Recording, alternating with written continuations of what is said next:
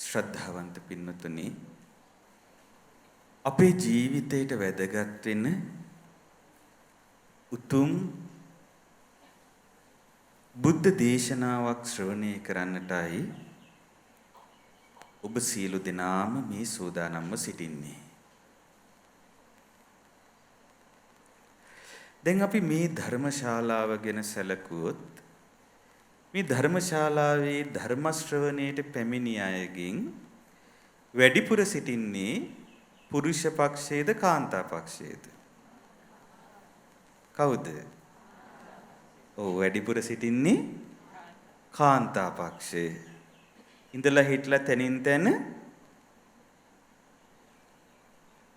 උපාසක මහත්තුරු කීප දෙනෙක් පීනවා. නමුත් වැඩිපුර සිටින්නේ කවුද?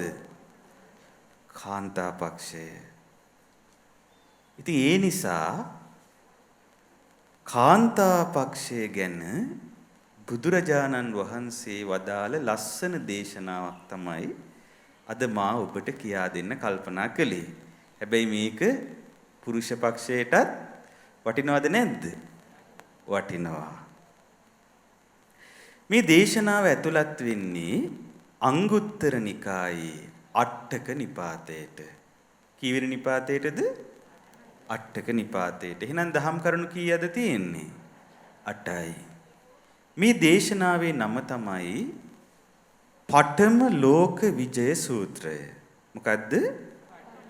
පඨම ලෝක විජය සූත්‍රය. ලෝක විජය කියන වචනේ තේරුම මොකද්ද? ඔව් විජය කියන්නේ දැන් ඔබ අහලා තියෙන විජයග්‍රහණය ගැන නේද?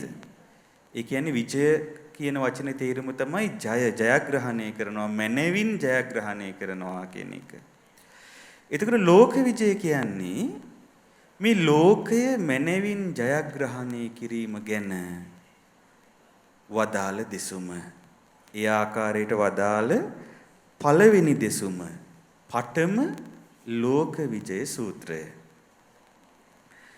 ඉතින් ඒ කාලේ භාග්‍යවත් බුදුරජාණන් වහන්සේ වැඩ සිටියේ සවැත් නුවර පූර්වාරාමේ නම් වූ මිගාර මාතු පාශාදේ.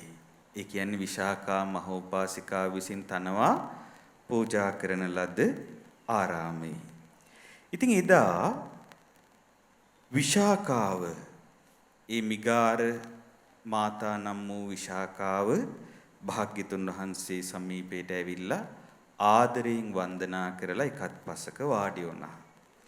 ඒ වෙලාවේ තමයි බුදුරජාණන් වහන්සේ මේ දෙසුම වදාළේ.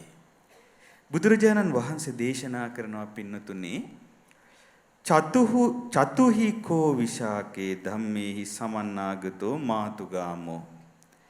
විශාකාවෙනි මෙන්න මේ ධර්මයන් හතරෙන් සමන්විත වූ ස්ත්‍රිය කාන්තාව. මොන ධර්මයන් හතරින්ද? මෙන්න මේ දේවල් හතර තියෙන කාන්තාව ඉදලෝක විජයාය පටිපන්නෝ හෝති. මේ ලෝකයේ ජයග්‍රහණය කිරීම පිණිස පිළිපන් කෙනෙක්. එහෙනම් දැන් මේ ලෝකයේ ජයග්‍රහණය කිරීම පිණිස පිළිපන් කාන්තාවක් ඉන්නවා නම් ඒ කාන්තාවට මෙන්න මේ කියන දේවල් හතර තියෙන්න ඕනද නැද්ද? තියෙන්න ඕනේ. දැන් ඔබ හිතලා බලන්න ඔබේ ජීවිතේ මේ ලක්ෂණ හතර තියෙනවාද? දැන් මං කියවනේ මේ සූත්‍රයේ කාන්තාවන්ට වගේම වැදගත් කාටද? පුරුෂ පක්ෂයටත් වැදගත්. ඇයි යම් කාන්තාවක් මේ කරුණ පුරුදු කරන්න පටන් ගත්තොත් ඒ පිරිමියාටත් සැනසille ඉන්න ලැබෙනවා. ඉතින් බලන්න මේ කරුණ තියනවාද කියලා. මෙන්න මේක තමයි කරුණු හතර. පළවෙනි එක තමයි අයන්සා ලෝකෝ ආරද්ධෝ හෝති. එතකොට ඒ වගේම ඇය විසින් මේ ලෝකේ සතුටු කරවන්නේක් වෙනවා. මොනවද කරුණු හතර? ඒ කියන්නේ මේ ලෝකේ ජය පිණිසත් හේතු වෙන මේ ලෝකයට සතුටු කරවන තැනැත්තියක් බවට පත් වෙන්න කරුණු හතරක් තියෙන්න ඕනේ. ඔන්න පළවෙනි එක. කතමේ චතුහි මොනවද ඒ හතර? ඉද විසාකේ මාතුගාමෝ විශාකාවනි මිහිලා කාන්තාව සුසංවිහිත කම්මන්තෝ හෝති. සකස් කොට කටයුතු කරන්නියක් වෙනවා. කොහොම කෙනෙක්ද?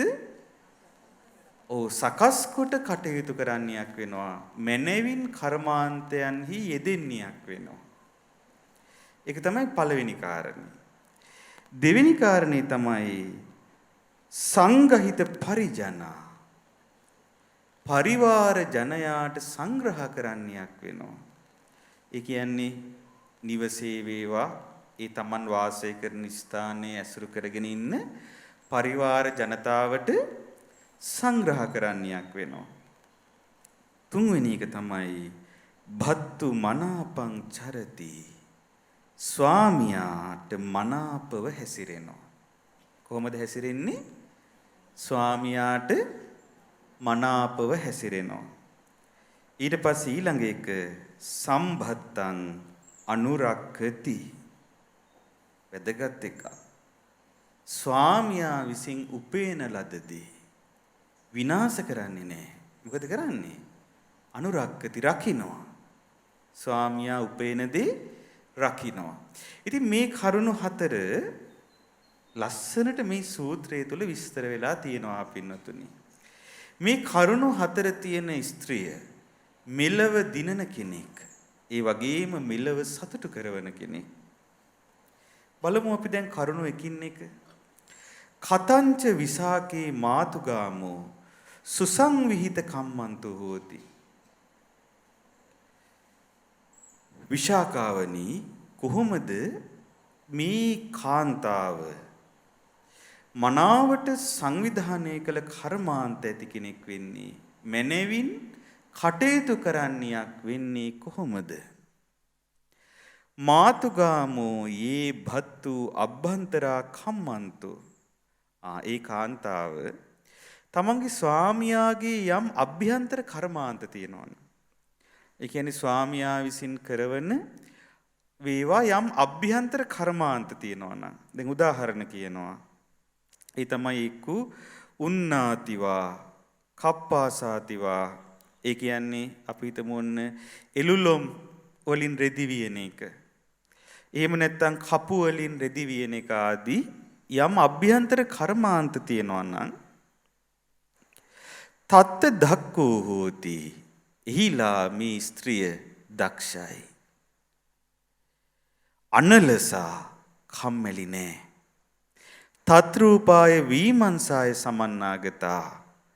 මනාව තැනට සුදුසු නුවණින් යුක්තව උපාය කෞශල්‍යයෙන් යුක්තව ඒ පිළිබඳව පරීක්ෂණ කරමින් ඒ ව්‍යාපාරයේ දියුණුව පිණිස යා කටයුතු කරනවා. ඒ විතරක් නෙවෙයි අලංකාතුං අලං සංවිධාතෝ. මනා කලමනාකාරීත්වයකින් යුතු වෙනවා. ඒවං කෝ විසාකේ මාතුගාමෝ සුසංවිහිත කම්මන්තෝ හෝති. විසාකාවනි කාන්තාව ඒ විදිහටයි මනවින් කරන ලද කටයුතු ඇත්තියක් වෙන්නේ. ඉතින් බලන්න දැන් මේ කරුණ පින්නතුනි. දැන් සමහර කාන්තාවන් ඉන්නවා මෙන්න මේ ලක්ෂණේ ගොඩාක් හොඳට ප්‍රකට වෙනවා. දැන් මට මතකයි මම මේ පහුගිය දවසක දෙහිවල පැත්තේ තියෙන එක්තරා මේ මැණික් ලබා ගන්න පුළුවන් ඒ ව්‍යාපාරික ස්ථානයකට වැඩම කළා. ඒ වැඩම කළේ මේ යම් ධාතු වන්දනාවක පූජාවක් සඳහා වන මැණික් ටිකක් ගන්න තිබුණා. ඒ කටයුත්තට තමයි මම වැඩම කළේ. ඉතින් මම වැඩම කරද්දී මේ පින්වත් මහත්මයාට මම කතා කරලා අයිතිකාර මහත්තයාට කතා කරලා තමයි ගියේ. ඉතින් ගිහිල්ලා දැන් මම ගිහිල්ලා මේ අවශ්‍ය දෙක තෝරලා බලනවා. බලන අතරේ මෙන්න ඊ නෝනාවා. නෝනෑවිල්ලා අපිටත් වන්දනා කරලා ඔන්න වාඩි වුණා. වාඩි වෙලා මම බලාගෙන හිටියේ එතුමිය හරීම දක්ෂ විදියට එතන ඉක්මනට ඒ බඩු ගන්න ආපු අනිත් අයව ඉක්මනට යාලට කතා කරලා ඔයාට මොකද්ද වෙන්න ඕනේ? මොකද්ද කරන්න ඕනේ කියලා හා ඉක්මනින් ඒ අයගේ කටයුතු කරලා දීලා පිටත් කරලා යවනවා. එතකොට මට හිතුණා දැන් මේ මහත්මයා ඒ ව්‍යාපාරයේ දියුණු කර ගැනීම ගැන පුදුමයක් නැහැ. හේතුව මොකද? බොහෝම දක්ෂ බොහෝම මනා කලමනාකාරීත්වයකින් යුතු පින්වත් බිරිඳක් ලැබීම. නමුත් දැන් බලන්න අද සමාජයේ දැන් සමහර බිරින්දෑවරු හිතන්නේ ස්වාමියා ඔක්කොම කරලා ගෙදරට ගෙනල්ලා දෙන්න ඕනේ කියලා. පින්නතුනි දැන් වර්තමානයේ නම් තියෙන සංකීර්ණ ජීවන රටාවත් එක්ක වර්තමානයේ ගොඩක් තැන්වල ස්වාමියා සහ භාර්යාව කියන දෙදෙනාම යම් රැකියාවල නියැලෙන ස්වභාවයක් තමයි වර්තමානයේ දකින්න ලැබෙන්නේ. නමුත් එහෙම තත්වයක් නොතිබුණු බුද්ධ කාලයේදී පවා බුදුරජාණන් වහන්සේ මේ බලන්න දේශනා කරන කරුණ භාග්‍යතුන් වහන්සේ දේශනා කරනවා ස්වාමියාට සවියක් වෙන්න ඕනේ ආර්ථිකයේදී පවා. කවුද? භාර්යාව. භාර්යාව ස්වාමියාට සවියක් විය යුතු බව තමයි පළවෙනි කාරණේ. දැන් බලන්න මේ කරුණ ඔබ තුල තියනවාද කියලා. දැන් සමහර අම්මලා අපි දන්නවා දැන් මේ කාලේ මිනිස්සුන්ට ජීවත් වෙන්න අමාරු කාලයක්ද ලේසි කාලයක්ද? අමාරු කාලයක්. ඒතර සමහර ගෙවල් වල දැන් රැකියා නොකරන මව්වරු ඉන්නවා. එතකොට ඒ අය සමහර විට ගෙදර ඉඳලා පුංචි ස්වයං රැකියාවක් කරනවා. පොඩි ස්වයං රැකියාවක් කරලා ස්වාමියාට සවියක් වෙනවා. එහෙමයි ඉන්නවා. දැන් සමහර අම්මලා අපි දන්නවා බිම්මල් වගා කරනවා. දැන් බිම්මල් වගා කරනවා වගේ එකක් හරි පහසුවෙන් ගෙදරක කරන්න පුළුවන් දෙයක්. ඒ වගේම ඊ타ත්ම ඉහළ ආදායමක් ලබා ගන්නත් පුළුවන්. ඒ වගේ උත්සාහයෙන් වීරියෙන් තමන්ගේ ස්වාමියාට සවියක් වෙන කාන්තාව මෙලව දිනන කෙනෙක් කියලයි බුදුරජාණන් වහන්සේ දේශනා කළේ. ඒ වගේම මෙලව තමන් වටා සිටින තමන්ගේ ආදරණීයයන්ව සතුටු කරන කෙනෙක්.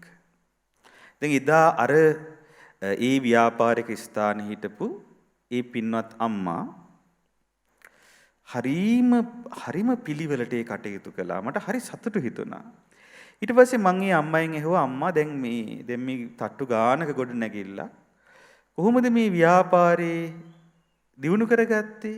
ඉතින් අම්මා කිව්වා ස්වාමීනි මේ අපේ මහත්තයාගේ තාත්තගෙන් ආපු ව්‍යාපාරෙ මේ හැබැයි චූටියට තමයි තිබුණේ. මෙහෙත් නෙවෙයි තිබ්බේ වෙන තැනක පොඩියට තිබ්බේ. අපේ මහත්තයා තමයි මේ මට්ටමට මේ ව්‍යාපාරය දියුණු කළේ. ඒතර මහත්තයාට ඒ මට්ටමට ව්‍යාපාරය දියුණු කරන්න මට හිතෙන්නේ 100ට 70කටත් වඩා සවියක් උනේ කවුද? ඒ බිරිඳ. එතුමිය බොහෝම කරුණාවෙන් ඒ වැඩ කරන තැන ගොඩාක් අය වැඩ කරනවා. ඒ අය ගැනත් බලබලා ඊට පස්සේ ඒ අය ලව්වාත් පිළිවෙලට වැඩ කරවමින් එතන කළමනාකරණය කරද්දී මේ මහත්තයට පුළුවන් ව්‍යාපාරයේ දියුණුව පිණිස වන ඊළඟ දේ ගැන බලන්න. ඒකට බලන්න දැන් සහෝදරියක් වගේ බිරිඳක්. ඒතර ඔබ බලන්න දැන් මේ ලක්ෂණ ඔබ තුල තියනවාද කියලා. දැන් හැම වෙලාවෙම මව් කෙනෙක් වෙන්නේ කාන්තාවක්නේ. ඒතර හැම වෙලාවෙම හැම පුරුෂයෙකුටම පහසුවක් සදන්න කාන්තාවක් ඉන්නවා සාමාන්‍ය ලෝකේ නේද? එතකොට දැන් ඔබත් යම් පුරුෂයෙකුගේ බිරිඳක් නම් එතකොට ඔබ එක පැත්තකින් බිරිඳක් වෙනවා වගේම තවත් පැත්තකින් දරුවන්ට මව් කෙනෙක් වෙනවා. එතකොට බලන්න ඕනේ දැන් තමන්ගේ පවුලේ සුවපත් භාවය මුළුමනින්ම රඳා පවතින ප්‍රධාන සාධකයක් තමයි ඒ නිවසේ ස්වාමි දියණිය.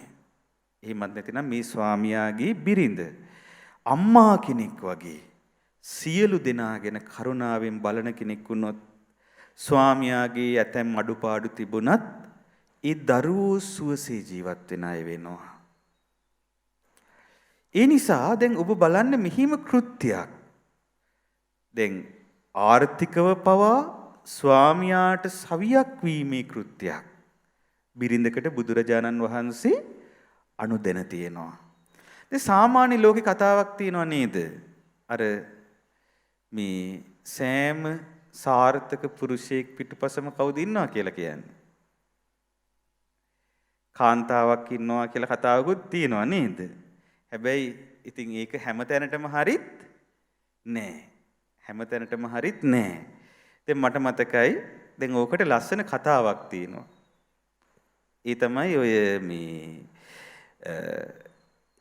එක පිරිසක් ගියාලු ඔන්න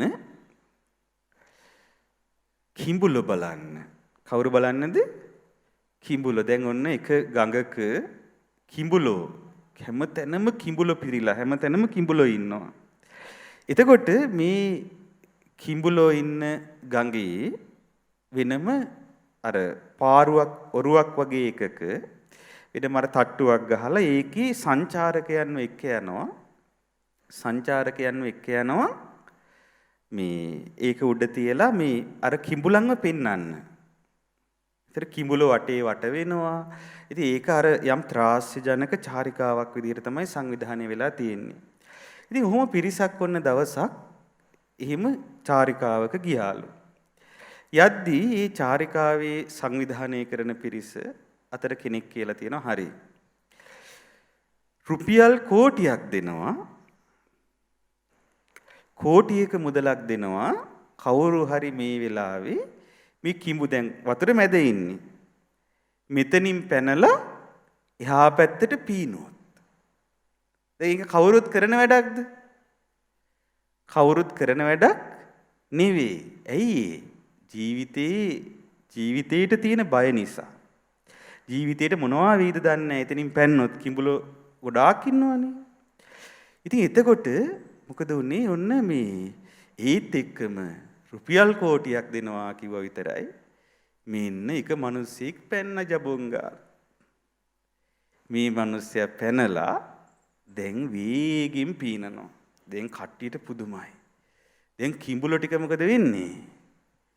කිඹුලෝ ටික පිටිපස් මේ වේගින් කිඹුලෝ ටික පන්නනවා. අනේ මේ මිනිස්සයා පන කොහොම හරි හරිම වීරයෙක් වගේ කොහොම හරි මේ මිනිස්සයා අර ගඟෙන් ඉතර වුණා. දැන් කෝටියක් දෙන්න උනාද නැද්ද? කෝටියක් දෙන්න වුණා. දැන් හැමෝම වර්ණනා කරනවා මේ පිරිමි කෙනාගේ වීරිය ගැන. ඉතින් මෙයා දැන් බිරිඳටත් හරි සතුටුයි. ඊට පස්සේ දැන් මෙයා ඇවිල්ලා ආවට පස්සේ දැන් බිරිඳත් කිව්වා කොච්චර හොඳද බලන්න ඔයා හොඳට පීනවා. හරියකී දැන් බලන්න අපිට කෝටියක් ලැබිලානේ. එතකොට මේ මිනිස්සයා කියනවා අනේ මම පීනුවේ නෑ මාව කවුද තල්ලු කළා කියලා. එතකොට නෝනා කියනවා ඉතින් මන්නේ තල්ලු කළේ.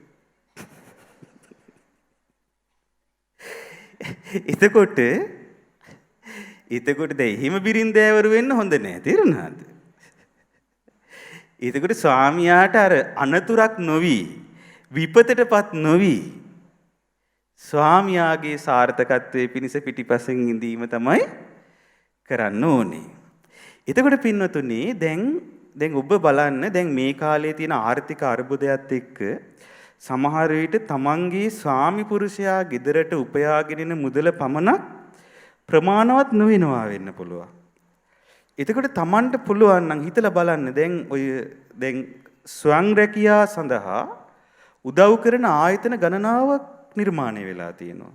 දැන් ණය ගන්න නැතුව තමන්ට පුළුවන් විදිහට ඒ බඳු ආයතනවල උදව් අරගෙන බලන්න තමන්ට පුළුවන් දෙයක් නිවසේ ආර්ථිකේ නංවාලීම පිණිස කරන්න.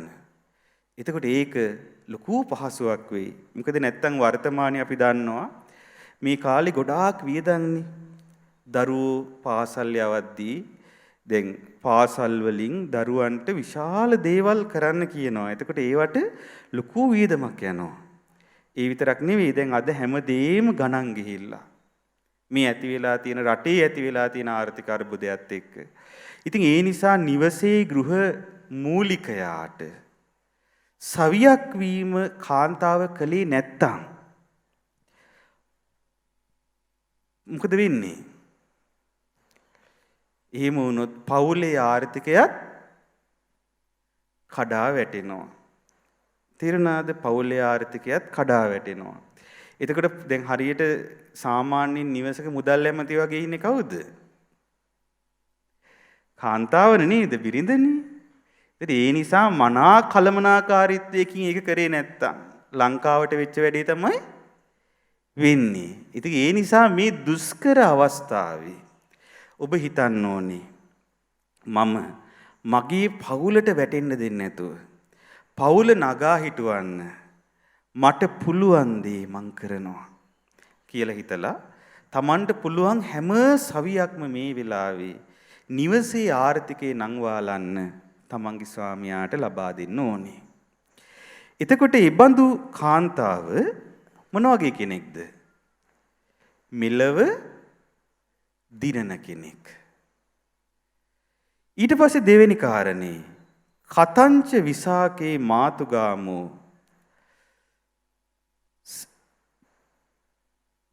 සංගහිත පරිජනෝ හෝති. කොහොමද විශාකාවනි කාන්තාව පරිවාර ජනයාට සංග්‍රහ කරන්නයක් වෙන්නේ? ඉද විසාකේ මාතුගාමෝ යෝසෝ භත්තු අභ්‍යන්තරෝ අන්තෝ ජනෝ. යම් බඳු ඒ කාන්තාව ඒ ස්වාමියාට අභ්‍යන්තර වූ යම් ජනතාවක් වාසය කරනවා නම් ඒ කියන්නේ ඒ පවුල ඇසුරු කරගෙන යම් පිරිසක් වාසය කරනවා නම් කොයි වගේ පිරිසක්ද? දාසාතිවා පිස්සෝතිවා කම්මකාරාතිවා දැසි දස්සන් වේවා. ඒතර දාසයන් හරි මෙහිකරුවන් හරි කම්කරුවන් හරි තීසං කතංච කතතෝ ජානාති. ඔවුන් කළ දේ විදිහට දන්නවා. මොකද දන්නේ? ඔවුන් කළ දේ විදිහට දන්නවා. අකතංච අකතතෝ ජානාති. නොකළ දේ විදිහට දන්නවා. දැන් අපි හිතමු ගෙදර වැඩට කෙනෙක් ඉන්නවා. එතකොට ගෙදර නෝනා දවල් වෙනකන් නිදාගෙන හිටියොත් හරිද? නෑ. එයා අර ගෙදර වැඩට ඉන්න යම්තාක් පිරිස් ඉන්නවා නම් ඒ අයව නිසි පරිදි නිසි කාර්යක්ෂමතාවයෙන් වැඩ කිරීමට යොදවනවා. එහෙම යොදවන්න නම් ඇය තමන් ඇසුරේ නිවසේ වාසය කරන අනිත් අය කළ දේ විදිහට දන්නවා. නොකළ දේ විදිහට දන්නවා. එතකොට ඊට පස්සේ ගිලානකානංච බලාබලං ජානාති.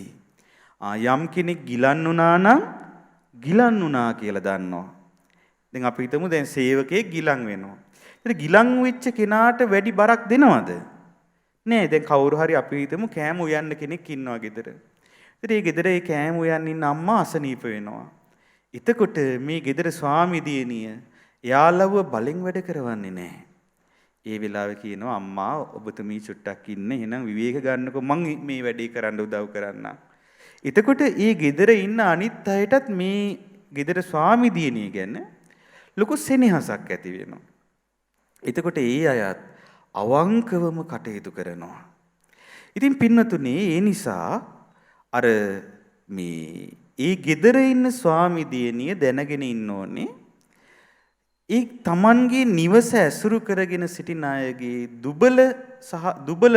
දුබලකම් සහ බලවත්කම්. දැන් ශරීරයේ දුබල බව සමහර විට ශරීරයේ බලවත්කම කොහොමද පිහිටලා තියෙන්නේ කියලා ඒ ගැන තීරුම් ගැනීමක් තියෙන්න ඕනේ.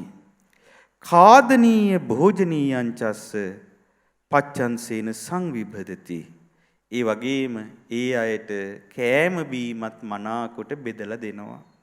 ඒතර ඔය විදිහට යම් නිවසක් ඇසුරු කරගෙන යම් පිරිසක් වාසය කරනවා නම් අන්න ඒ අය ගැන හොඳ දැනුමකින් යුක්තව ඒ අයගෙන් නිසි පරිදි කටයුතු කරවා ගැනීමත් ඒ අයට නිසි පරිදි සංග්‍රහ කිරීමත් කාන්තාවක් මෙලව ජය ගැනීම පිණිස හේතු වෙන කාරණයක් කියලා බුදුරජාණන් වහන්සේ වදාලා.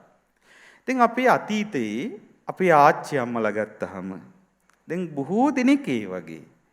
දැන් අපි සිහි කරලා බැලුවොත් එහෙම ওই ගම්වල හිටපු ඒ අපේ ආච්චි අම්මලා ගැන ගෙදර දොරේ වැඩත් කරගෙන ඊට පස්සේ ඒ වටේ පිටේ වැඩට ඉන්නවා නම් එයාලා ගැනත් බලාගෙන එයාලගේ දුකට සැපට පිහිට වෙලා හරි පුදුම මව් ගුණ ඇති ජීවිත එකල කාන්තාවන් ගත කළේ. ඉතින් මේ බඳු ජීවිත මෙකලත් ඇති කරගන්න ඕනේ. විශේෂයෙන්ම මේ දේශනාව මම අද කියා දෙන්න කල්පනා කළේ අද රටේ පවතින දැඩි ආර්ථික දුෂ්කරතාත් සමගින් වාසය කරන ඔබට එයින් ගැලවීමට අවශ්‍ය යම් මඟ පෙන්වීමක් ඒ කියන්නේ පවුලක් විදිහට කොහොමද කාන්තාව Tamanගේ දායකත්වයේ දරන්නේ කියන කාරණේ ගැනත් කරුණු පහදා දෙන්නටයි. පින්නතුනේ දැන් සමහර අය දැන් අපි හිතමු දැන් ඔබට අර ස්වයං රැකියාවක් කරලා හරි එහෙම නැත්නම් වෙනත් විදිහකට හරි ඔබට ආර්ථිකයට සවියක් වෙන්න බෑ කියලා එහෙම ක්‍රමයක් නැහැ කියලා. හැබැයි ඔබට අඩුම තරමේ පුළුවන් ගෙදරට අවශ්‍ය දේ ගෙදර වගා කරගන්න. ඒක පුළුවන් නේද? දැන් සමහර අම්මලා ඉන්නවා. ඒ අම්මලා මොකද කරන්නේ මේ ගෙදර පිළිකන්න. දැන් මේ පළාතේ නම් දැන් මේ පුතුහැර ප්‍රදේශේ හැමෝටම වගේ වත්තක් නැද්ද? අඩුම තරමේ පර්චස් කීප් එක හරි වත්තක් තියෙනවා. ඉඩමක් තියෙනවා. දැන් මේ හරි සාරවත් ප්‍රදේශනේ දැන් බලන්න මේ බැලූ අත ගස් හැදිලා. එතකොට හරි ලස්සන පළාත් මේ පළාත්. එතකොට ඔබේ නිවසේ හරි පිළිවෙලට සංවිධානාත්මක විදියට වගා කරොත් දැන් ගෙදරට අපි හිතමු ඕනේ මිරිස් ටික.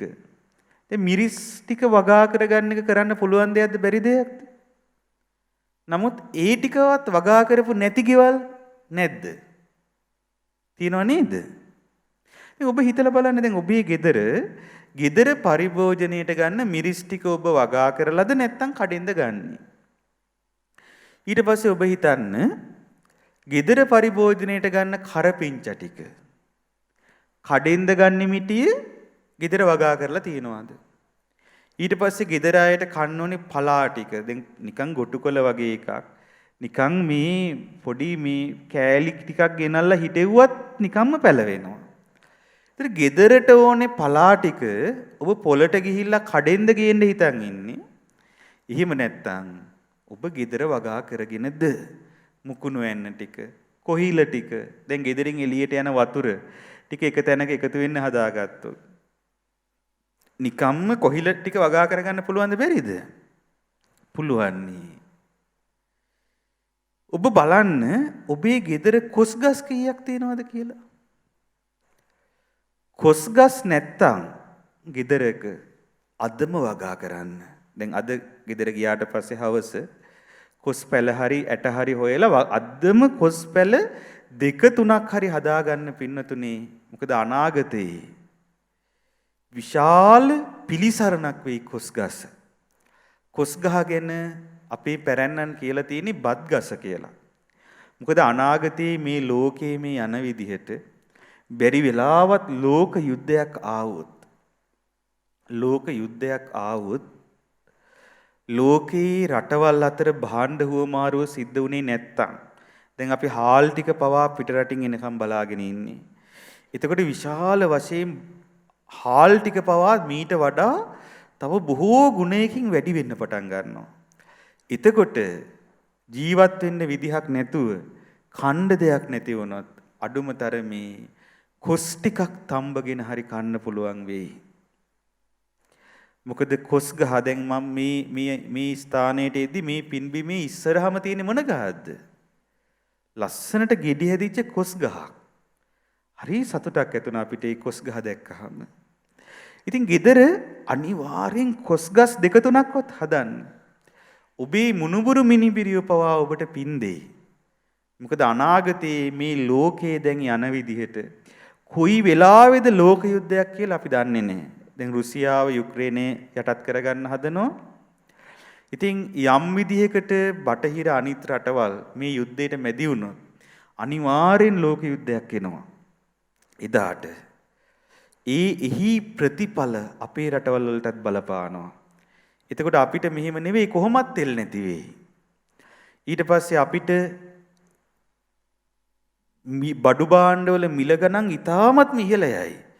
එතකොට අඩුම තරමේ ළමයි ටිකගේ කුස පුරවන්න ඔය කොස් ගහක් හැදෙන කොස් ගෙඩි බොහෝ උපකාර වෙනවා. දැන් අර පැල හිටවන ව්‍යාපෘතියකින් සීරුවිල ඒ පන්සලෙත් පැල ගණනාවක් හිටවන්න යෝජනා වෙලා. ඉතින් ඒ ගැන අපිත් එක්ක කතා කරගන්න ආවා.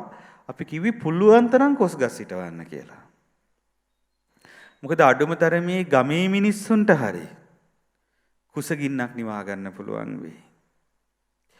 ඉතින් ඒ නිසා පින්නතුනේ මේ කාලේ අපි මේ පවතින தત્ත්වය දැනගෙන මේ සඳහා නුවණින් මුහුණ දෙන්න වෙනවා. හැබැයි යම් කෙනෙක් මේ தત્ත්වයට නුවණින් මුහුණ දුන්නොත් ඒ කෙනාට තමන්ගේ ජීවිතේ ජය ගන්න සමහර විට මේ තමන්ගේ ජීවිතේ ජය ගන්න යම් සම්දිස්ථානයක් බවටත් මේ පත්වී ඇති අරුබුදය පාවිච්චි කරන්න පුළුවන්. දැන් එහෙම සිද්ධියක් මට මතකයි. ඒ තමයි මේ වගේම ආර්ථික අරුබුදයක් ඇති වුණා යුරෝපයේ 2009 වර්ෂයේදී මට මතක හැටියට. විශේෂයෙන්ම එංගලන්තය ඉතාමත්ම බලවත්ව එක්සත් රාජධානිය ආර්ථික අරුබුදයකට පත් වුණා. ඉතින් ඒ ආර්ථික අරුබුදයත් එක්ක එවකට පාලනය කළ රජය මුළුමනින්ම ඊළඟ ඡන්දිදි පෙරදුනා. අලුත් රජයක් ආවේ. එතකොට භාණ්ඩාගාරයේ සම්බන්ධයෙන් සටහනක් ලියලා ගිහිල්ලා තිබුණා. ඒ තමයි භාණ්ඩාගාරයේ මුදල් නැත. එතකොට මුදල් නැති භාණ්ඩාගාරයකින් තමයි 2009 වර්ෂයෙන් පස්සේ ඒ එක්සත් රාජධානී බලයට පත්වෙච්ච රජය ඒ රට දියුණු කරන්න පටන් ගත්තේ. නමුත් ඒ කාලේ මිනිස්සුත් ගොඩාක් අපහසුතාවයන්ට පත් වුණා. ඉතින් ඒ කාලේ ලංකාවෙන් ගිය එක තරුණ මහත්මයෙක් හිටියා. ඒ මහත්මයා එක්තරා ඔය දීපල වෙළඳාම ආයතනයක දීපල සම්බන්ධයෙන් කටයුතු කරන ඔය ප්‍රොපර්ටි ඩෙවලොප් කරන ආයතනයක අකවුන්ටන්ට් විදිහට තමයි වැඩ කළේ. එතුමා මේ ආයතනයේ ඒ අකවුන්ටන්ට් විදිහට එහි මූල්‍ය කටයුතු පිළිබඳව කටයුතු කළා. ඒතර ඔය විදිහට වැඩ කරගෙන යද්දී දැන් ආයතනයේ මූල්‍ය තත්ත්වය හැබැයි අර ආර්ථික අර්බුදයත් එක්ක ගොඩාක් පිරිහෙන්න පටන් ගත්තා. ආයතනේ දුවා ගන්න බැරි මට්ටමකට පත් වුණා. පත් වුණාට පස්සේ දැන් ඒක අර ඇඩ්මිනිස්ට්‍රේෂන් ලෙවල් එකට ආවා. එතකොට ඒ කියන්නේ දැන් මේ තව ටික කාලෙකින් ඒ ව්‍යාපාරේ බංකොලොත් වෙනවා. බෑන්ක්‍රෆ්ට් වෙනවා. ඊට බංකොලොත් වුණාට පස්සේ ඉතින් ඒකේ දීපල වෙන්දේසි කරලා අර ණය ගෙවලා ආයතන ඉවර වෙනවා. ඒතර ඊට මෙහා අවස්ථාවක්. හැබැයි තව ටික දවසකින් ඒක වෙන්න ඉඩ තියෙන්නේ. එතකොට ඒ රටේ තියෙන ක්‍රමයක් තියෙනවා. ඒ ආයතන වෙනම පරිපාලන මණ්ඩලයකට පවරනවා පරිපාලනය කරලා ආයතනෙ ගොඩ ගන්න පුළුවන්ද කියලා බලන්න. එතකොට ඒ වගේ මට්ටමකට ආයතනයක් පත් වුණාට පස්සේ ආයතනයේ තියෙන වත්කම් ප්‍රමාණයයි ඒ ආයතනෙන් වෙලා තියෙන ණය ප්‍රමාණයයි බොහෝ දුරට සම මට්ටමේ වගේ තමයි පවතින්නේ. එතකොට එහෙනම් මේ ආයතනෙ දියුණු කරන එක ගොඩක් අමාරුයි. ඉබඳු අවස්ථාවලදී ගොඩක් පුංචි මිල ගණන් වලට ඉබඳු ආයතන මිලදී ගන්න පුළුවන්කම තියෙනවා. ඉතින් එතකොට අර ඒ ආයතනයේම ඇකවුන්ටන්ට් විදිහට වැඩ කරපු මේ මහත්තයා අර ලංකාවෙන් ගිය තරුණයා මේ අභියෝගය ගත්තා. ඔහු මොකද කළේ? ඔහු සුළු මුදලකට ඒ ආයතනය මිලදී ගත්තා. මිලදී ආද ලොකු ණයක් එක්ක තමයි එතුමාට ඒ ආයතනෙ මිලදී ගන්න උනේ. එතකොට එතුමා මොකද කළේ? තියෙන වියදම් කපා හරිමින් තමන්ගේ ලංකාවෙනොත් යම් විදිහකට ඒ උපකාර අරගෙන දෙමව්පියන්ගෙනොත් තියෙන වියදම් කපා හරිමින් අර ආර්ථික තත්ත්වයේ යහපත් වෙනකන් කොහොම හරි අල්ලගෙන හිටියා. පින්නතුනේ ඊට පස්සේ ටිකෙන් ටික දියුණු කරන්න පටන් ගත්තා. අද ඒ ව්‍යාපාරය ඊ타ත්ම දියුණු එංගලන්තයේ තියෙන එක්සත් රාජධානියේ තියෙන ඊ타ත්ම දියුණු ව්‍යාපාරයක්. දීපල සම්බන්ධයෙන් පවතින ඊ타ත්ම දියුණු ව්‍යාපාරයක් මිස්ටෝරියා ගෲප් කියන ව්‍යාපාරය. ඉතින් එහි ශ්‍රී ලාංකිකයෙක් හිමිකරුවා. එතුමා ඇති වුණු ආර්ථික අර්බුදය ආශිර්වාදයක් කරගත්තා. නැත්තම් කවදාවත් එතුමට ඒ බඳු ආයතනයක හිමිකරුවෙක් වෙන්න ලැබෙන්නේ නැහැ. ඉතින් ඒ නිසා දැන් මේ බඳු අවස්ථාවක පවා ඔබ බලන්න ඔබට තියෙන අවස්ථා මොනවද කියලා. ඔබට තියෙන අවස්ථා දැන් සමහර විට තවත් කෙනෙකුට කරන්න බැරි දෙයක් ඔබට මේ වෙලාවේ කරන්න පුළුවන් වෙනවා වෙන්න පුළුවන්. ඒ ආකාරයට යම් තරුණයෙක් වේවා තරුණියක් වේවා නුවණ පාවිච්චි කළොත් පින්නතුනේ ඊ타ත්ම සාර්ථක ව්‍යාපාරයක් පවා ආරම්භ කිරීමට අවශ්‍ය මූලික කාරණා මූලික සාධක මේ කාලය තුල ඔබට දකින්න හැකියාව තියෙනවා. දැන් ඔබ අහලා තියෙනවද ලෝකේ ඊ타ත්ම දියුණු ඔය මේ කෝපි විකුණන කඩ වගේක් තියෙනවා. ඒකට කියන්නේ ස්ටාර්බක්ස් කියලා. දැන් ඔය පිටරට ගිහිල්ලා තියෙන අය නම් දන්නවා. ඒකට කියන්නේ මේ world's biggest coffee house company කියලා. ලෝකේ මේ විශාලතම ඔය කෝපි ආශ්‍රිත මේ ඒ කෝපි සම්බන්ධයෙන් කෝපි හදලා විකුණන යම් ආපන ශාලා තියෙනවා නම් ඒවා අතර තියෙන ප්‍රධානම ලෝකේ පුරා පැතිරුණු ආයතනයක් ඒක. එතකොට ඒ ආයතනේ කලින් හිටපු ප්‍රධාන විධායක නිලධාරිතුමා ඒ ආයතනයේ ඊ타ත්ම දියුණු ව්‍යාපාරයක් බවට පත් කළා. එතුමා දැන් ලෝකේ ඉන්න බිලියනපතියෙක්. ඔබ අහලා ඇති සමහර විට හෝවර්ඩ් සුල්ට්ස් කියන මහත්මයා. එතකොට එතුමා තමන්ගේ ජීවිතේ ගත කරේ ඊ타ත්ම දුප්පත් කෙනෙක් විදිහට. ඔහු ඊ타ත්ම දරිද්‍රතාවයෙන් පෙළුණු ඊ타ත්ම දුප්පත් පවුලක ඉපදුණු කෙනෙක්.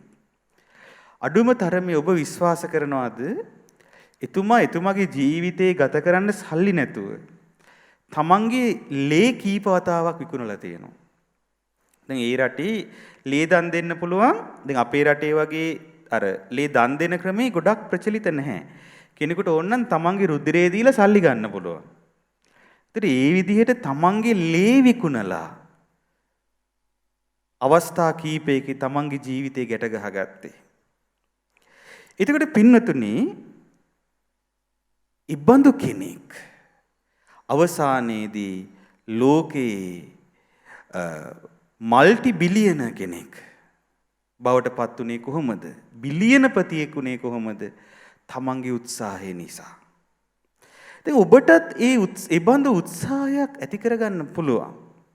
හැම වෙලාවෙම තමන්ගේ පුංචි සීමාවක් තුල කල්පනා කරන්නේ නැතුව ලොකු ඉලක්කයක් අරගෙන ඒ ඉලක්කයට යන්න ඔබ උත්සාහ කළොත් ඔබටත් ඔබේ ජීවිතය ආර්ථික වශයෙන් ජයග්‍රහණය කරගෙන යන්න පුළුවන්.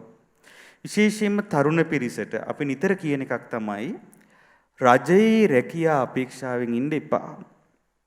ওই රජයේ රැකියා අපේක්ෂාවෙන් ඉඳීම සුද්දන්ට යටත් වෙලා ඉන්න කාලේ අපිට ඇති කරවපු මානසිකත්වයක්.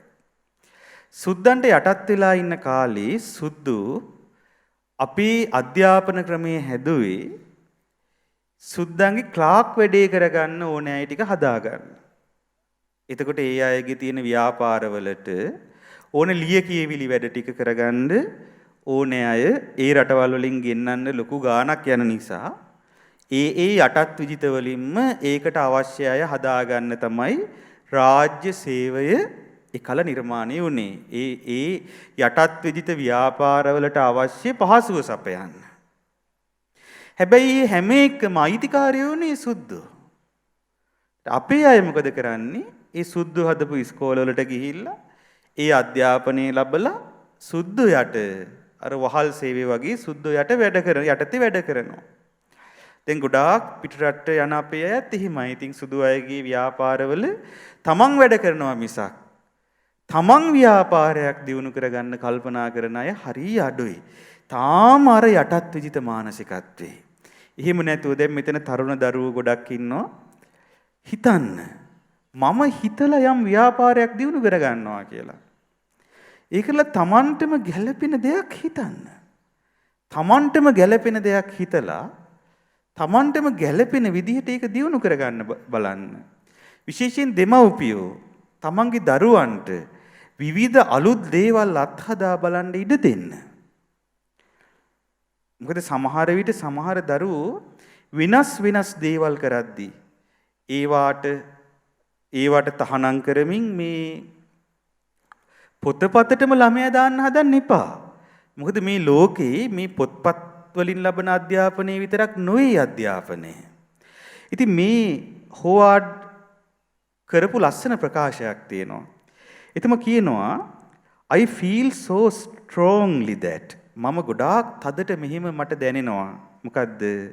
The reason I am here මම මේ මට්ටමටපත් වෙන්න හේතුව තමයි is dreaming big dreams.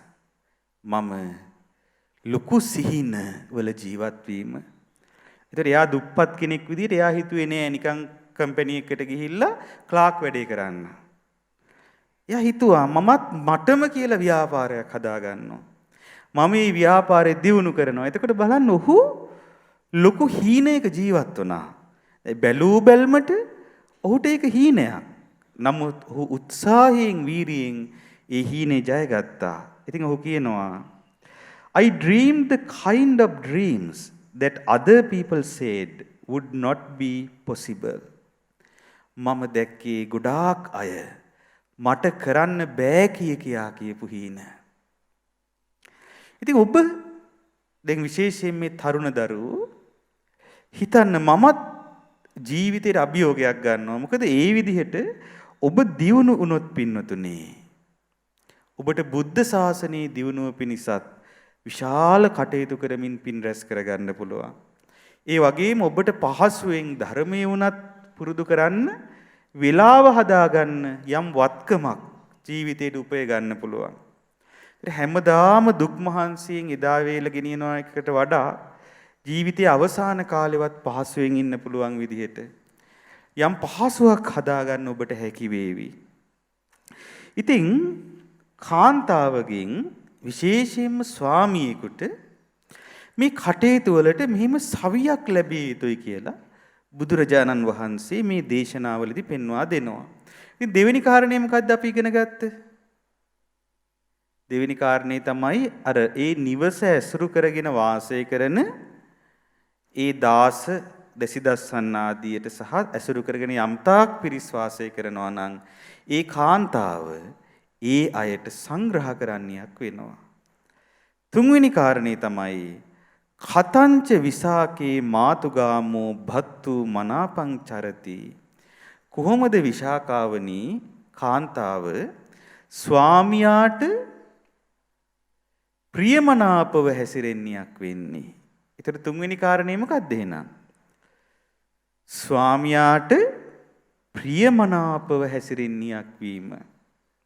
මෙතන ලස්සනට බුදුරජාණන් වහන්සේ ඒ කාරණේ තනි වාක්‍යකින් පෙන්වලා දෙනවා. ඒ තමයි ඉද විසාකේ මාතුගාමෝ විශාකාවිනී මෙහිලා ස්ත්‍රිය යං භත්තු අමනාප සංකහතං යම් විදියකට ස්වාමියාට අමනාපය පිණිස පවතින දෙයක් තියනවාද? කාට අමනාපය පිණිස පවතින දෙයක්ද? ස්වාමියාට අමනාපය පිණිස පවතින දෙයක් තියනවාද? තං ජීවිත හේතු පිනාජ්ජාචරති. ජීවිතේ නිසාවත් ඉබඳු දෙයක් කරන්නේ නැහැ. දැන් බලන්න බුදුරජාණන් වහන්සේ බිරිඳක් ස්වාමියා කෙරෙහි පිළිපැදිය යුතු ආකාරය ගැන කරන විග්‍රහය. දැන් ඔබ තුල මේ ලක්ෂණ තියෙනවද කියලා බලන්න. මොකද්ද කියන්නේ? ජීවිතේ හේතුවෙන්වත් ස්වාමියා අමනාපේ පිණිස පවතින දෙයක් ඒ ස්ත්‍රිය කරන්නේ නැහැ කියනවා. එතකොට දැන් වර්තමානයේ අපිට ගොඩක් වෙලාවට මේක පේනවද? මේක ගොඩක් වෙලාවට නෑ නේද? මට මතකයි අපි යම් කටයුත්තකට කොළඹ වැඩිය වෙලාවේ කොළඹ මේ ඔය එක්තරා ස්ථානයකට දානය ටිකක් ගන්න වැඩම කරන්න වුණා. ඉතින් එතන ඒ ආපන ශාලාවේ හිටපු ප්‍රධාන මහත්මයා තරුණ මහත්තයෙක් අපේ ස්වාමින්වහන්සේ නමක් අඳුරන කෙනෙක්. ඉතින් මේ මහත්මයා බොහෝම ශ්‍රද්ධාවෙන් දන් පැන් පූජා කළා. පූජා කරලා ඉතින් අපි දානේ වැළඳුවාට පස්සේ එතුමත් එක්ක වචන කීපයක් කතා කළා. කතා කරලා ඉතින් මං ඇහුවා කොහොමද ඉතින් ඔබතුමා පහසුවෙන් ජීවත් වෙනව ඇති නේද? අනේ ස්වාමින්වහන්සේ මොන පහසුවක්ද? මං ඉන්නේ ගිනි ගොඩක කිව්වා. ඉතින් මං ඇහුවා ඇයි මොකද කියලා. ඒතර කියනවා අනේ ස්වාමීනි මම මේ සැනසille ඉන්නේ වෙරට ආපු වෙලාවේ. ගෙදරට ගිය වෙලාවේ ඉඳලා මම පුදුම දුකක කිව්වා ඉන්නේ. ඉතින් මං ඇහුවා ඇයි කියලා. අනේ ස්වාමීනි අපේ නෝනා කියවනවා ඉවරයක් නැහැ. අපේ නෝනට මාව හැම තිස්සෙම සැකයි. කොයි වෙලාවෙත් මට කෝල් කර අහනවා තමුසු දැන් කොහෙද ඉන්නේ? එතකොට අනේ ස්වාමීනි මං මේ මොකද්ද මේ කරගත්ත මෝඩකම කියලා දැන් හිතන්නේ. දැන් ළමයි 3 දෙනෙකුත් ඉන්නවලු. එතකොට කියනවා මේ දැන් ඉතින් මං කිව්වා ඉතින් එතුමියට මේ කොහොම හරි ඉතින් කරුණු තේරුම් කරලා දෙන්න බැරිද? අනේ ස්වාමීනි මොන කරුණු තේරුම්ද? මම මේ පණ ගැට ගහගෙන ඉන්නෙත් බොහොම අමාරුයි. මේ මම එකපාරක් කිව්වලු මේ දැන් ගෙදර යනවා කියලා තරහ වෙලා. ඉතින් මෙයා බලාගෙන අයියෝ එහෙනම් ගෙදර ගියොත් නම් ලොකු සහනයක් මට ටිකක් නිදහසේ ඉන්න පුළුවන් කියලා. ඊට පස්සේ එහෙනම් යද්දෙන් කියලා හිටියලු. ඉත යන්නේ නැතිලු. ඊට පස්සේ කියනවලු මේ යන්න විදිහක් නැහැ මේ ගිහිලා ගෙනහිලා දාන්න කියනවලු ගෙදරට. ඊට තවත් දවසක කිව්වලු මම දැන් ගිහිල්ලා පාලමින් පයින්නවා. ළමයි ටිකත් අරගෙන. කවුද කියන්නේ මේ? නෝනා. එතකොට මෙයා ඒත් සද්ද නැතුව හිටියලු. ඊට පස්සේ කියනවලු දැන් වාහනෙන් එක්ක යන්න කියලා පාලම ළඟට. ඊට පස්සේ මේ මහත්තයා ඇයි මං එක්ක යන්නේ? ඉතින් ඔයා ගිහලා පයින්නකෝ කියලා. එතකොට කියනවලු නෑ ඔයා බලන් ඉන්න ඕනේ මං පයින්නවා. එතකොට දැන් බලන්න මේ මානසිකත්වය නේද? එහෙම ස්ත්‍රීන් වෙන්න එපා. මොකද අර සමහර ගෙවල් වල විශේෂයෙන්ම දෙමව්පියෝ තේරුම් ගන්න ඕන දෙයක් තමයි දරුවන්ව ඕනේ දෙයකට ඔරොත්තු දෙන විදියට හදන්න ඕනේ. දැන් ගොඩාක් ගෙවල් වල අර ළමයි ගොඩක් හුරතලෙටනේ හදන්නේ. සමාජෙට ඔරොත්තු දීමක් නැහැ. දැන් සමහර ගෙවල් වල ඉන්නේ එක ගෑනු ළමයා තමයි ඊ ගෙදර ඉන්නේ. ඉතින් අම්මගේ තාත්තගේ ආදරේ ලැබිලා හුරතලයට හැදිලා ඉන්නේ. එතකොට දැන් අර සමාජ ගැන තේරුමක් ඊට පස්සේ වෙන අය ඇසුරු කරලා තේරුමක් කිසි දෙයක් නැහැ. අන්තිමට විවාහ වුණාට පස්සේ අර අම්මගේ තාත්තගෙන් ලැබපු සියල්ල ඒ විදිහටම ඊටත් වඩා ස්වාමියාගෙන් බලාපොරොත්තු වෙනවා. එතකොට පෞල් ජීවිත මුළුමනින්ම අසාර්ථකයි. තමන්ගේ ස්වාමියාගේ ස්වභාවයේ තේරුම් අරගෙන ඒ ස්වාමියාට උපකාර වීමේ ස්වභාවයක් ඒ ළමයි තුල පිහිටන්නේ නැහැ. ඉතින් ඒ නිසා පින්නතුනි මේ ජීවත් වෙනවා කියන එක මේ කාලේ ලේසි දෙයක් නෙවෙයි.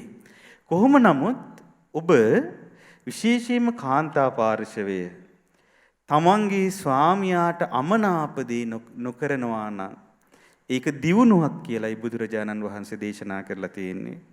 ඒතර තථාගතයන් වහන්සේ දේශනා කරන ස්ත්‍රිය ජීවිතේ නිසාවත් ස්වාමියා අමනාප දෙයක් කරන්නේ නැහැ. ඒක තමයි තුන්වෙනි කාරණේ. හතරවෙනි කාරණේ කතංච විසාකේ මාතුගාමෝ සම්භතං අනුරක්ඛති. කොහොමද විශාකාවනී කාන්තාව තමන්ගේ ස්වාමියා උපයන දේ ආරක්ෂා කරන්නේ? එහෙනම් කාන්තාව සතු ඊළඟ වක්කීම් මොකක්ද? නිවසේ යම් මූල්‍ය සම්පතක් තියෙනවා නම් ඒ මූල්‍ය සම්පත ආරක්ෂා කර ගැනීම. ඉද විසාකේ මාතුගාමෝ යං භත්තා ආහරති. ඉතින් මෙහිලා කාන්තාව යමක් ස්වාමියා රැගෙනේද? යම් මුදලක් උපදවාගෙන ස්වාමියා යම් මුදලක් රැගෙන එනවාද? ධනං වා ධඤ්ඤං වා රජතං වා ජාත රූපං වා. ඉතින් ධනයක් ධන දාන්නයක් වේවා.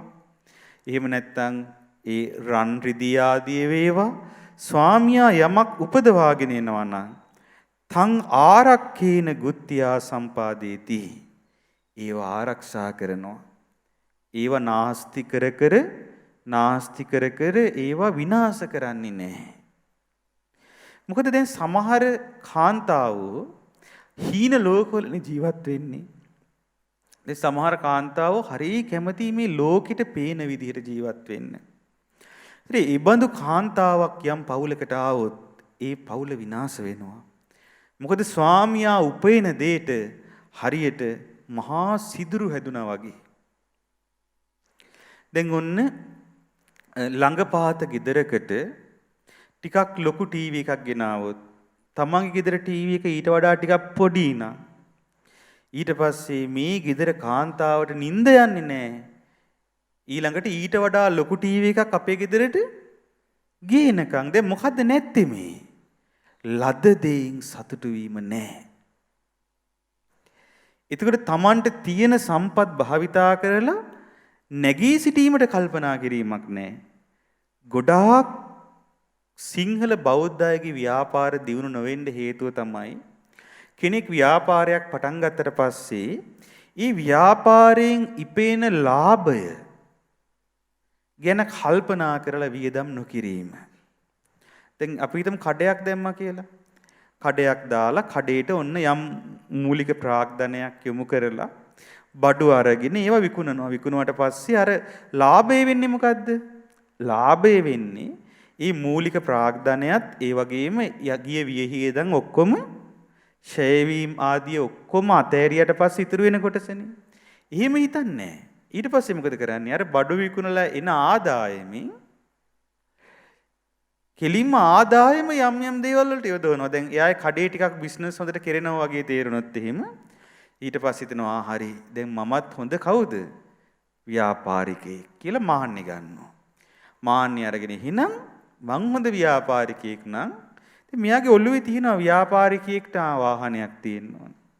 ගෙදර මෙහෙම තියෙන්න ඕනේ. ඔන්න මෙයා මොකද කරන්නේ? ව්‍යාපාරය තව දියුණු කරන්න කල්පනා කරන්නේ. දැන් ඔන්න කාර් කට්ටක් ගන්නවා. ඒකත් ගන්නේ කොහොමද? ෆිනෑන්ස් එකට. ඊට පස්සේ දැන් මං ගෙදර හදලා ලොකුවට පෙන්වන්න ඕනේ. මොකද කරන්නේ? ඔන්න ගෙදර හදනවා. ගෙදර හදන්න ණය ගන්නවා. අන්තිමට Tamanට ලොකු බරක් ඔලුවට එනවා. අන්තිමට මොනවා හරි හේතුවක් නිසා අපි හිතමු කොරෝනා වගේ එකක් ආවා. ව්‍යාපාරේ කරගන්න බැරි වෙනවා. එතකොට මොකද වෙන්නේ? රෝල ගහ ගන්න පුළුවන් වෙනවද? අර දැන් ගෙනිච්ච රෝල කඩා වැටෙනවා. අන්තිමට දීපලවල ඉඳලා ඉන්න තැනක් නැතුව ඔක්කොම බැංකුවට සින්න වෙනවා.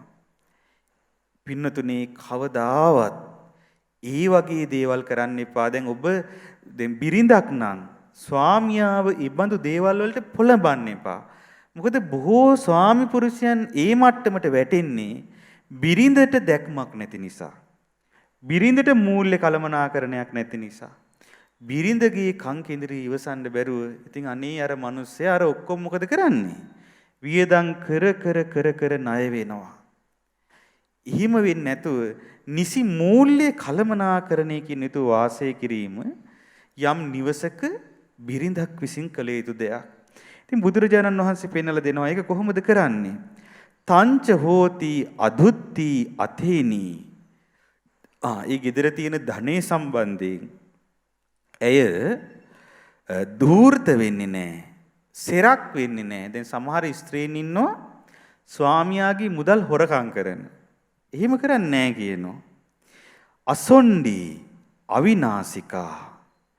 ඒ වගේම එහිලා සොඬ වෙන්නේ නැහැ. ඒ කියන්නේ ඒකටම නිකන් ලොල් වෙලා කටයුතු කරන්නේ නැහැ. ඒ වගේම අවිනාසිකා. ඒ ධනය විනාශ කරන කෙනෙක් බවට පත් වෙන්නේ නැහැ.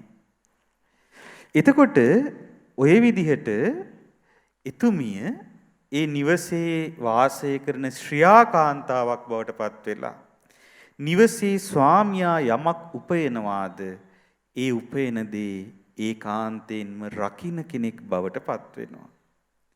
ඉතින් ඔබ කල්පනා කරන්න ඔබ එහෙම කෙනෙක්ද? එහෙම කෙනෙක් නෙවෙයි නම් ඔබට පුළුවන් බුදුරජාණන් වහන්සේ වදාළ මේ උතුම් කරුණු ඉගෙනගෙන ඒ අනුව ඔබේ නිවසට ශ්‍රියාකාන්තාවක් වෙන්න.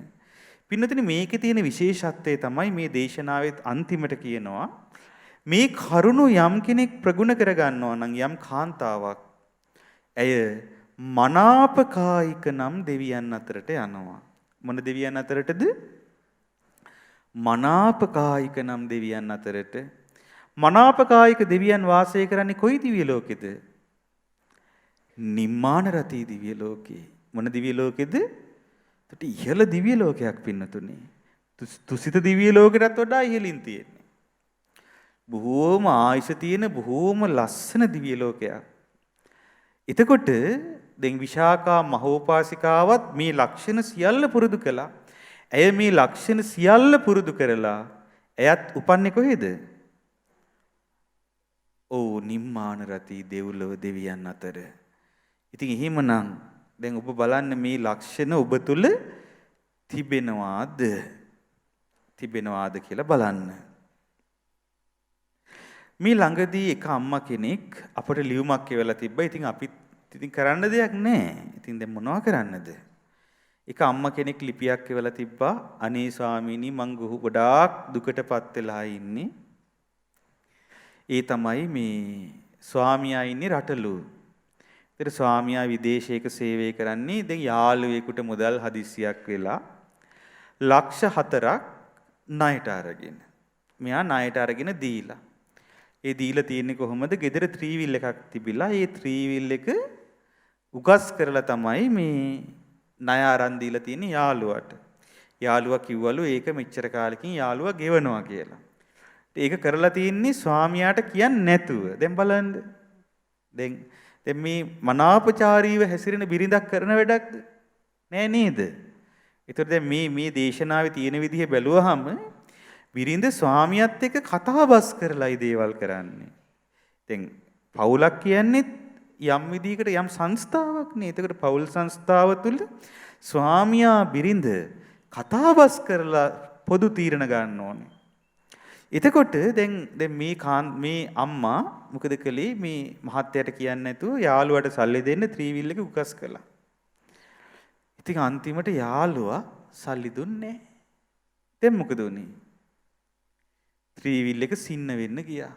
ඔය අතරේ මහත්තයා රටේ ඉඳලා ආවා. ඇවිල්ලා මහත්තයා කෝ ත්‍රිවිල් එක කියලා. දැන් ත්‍රිවිල් එක නැහැ. විස්තරේ කිව්වහම මහත්තයාට හොඳටම කේන්ති ගිහිල්ලා මහත්තයා කියනවා හරි ත්‍රිවිල් එක ගේන්න ඕනේ හෙට අනිත් දවස් කීපයක් දීලා මෙදා වෙද්දී නැත්තම් තමුංගමන් දික්කසාද කරනවා කියලා අම්මලාට බාර දුන්නා. දැන් කරගන්න දෙයක් නැහැ. දැන් ළමයිකුත් ඉන්නවා. මේ කාන්තාව හොඳටම අසරණ වුණා. දැන් මේ අම්මා අසරණ වෙලා මොකද කළේ? ඒක පියවන්න ණයක් ගත්තා. දැන් ලක්ෂ 6කද කොහෙද ණයක් අරගෙන මේ ගිනි පොලියට අරගෙන ඔන්න ත්‍රිවිල් එක ගෙනාවා.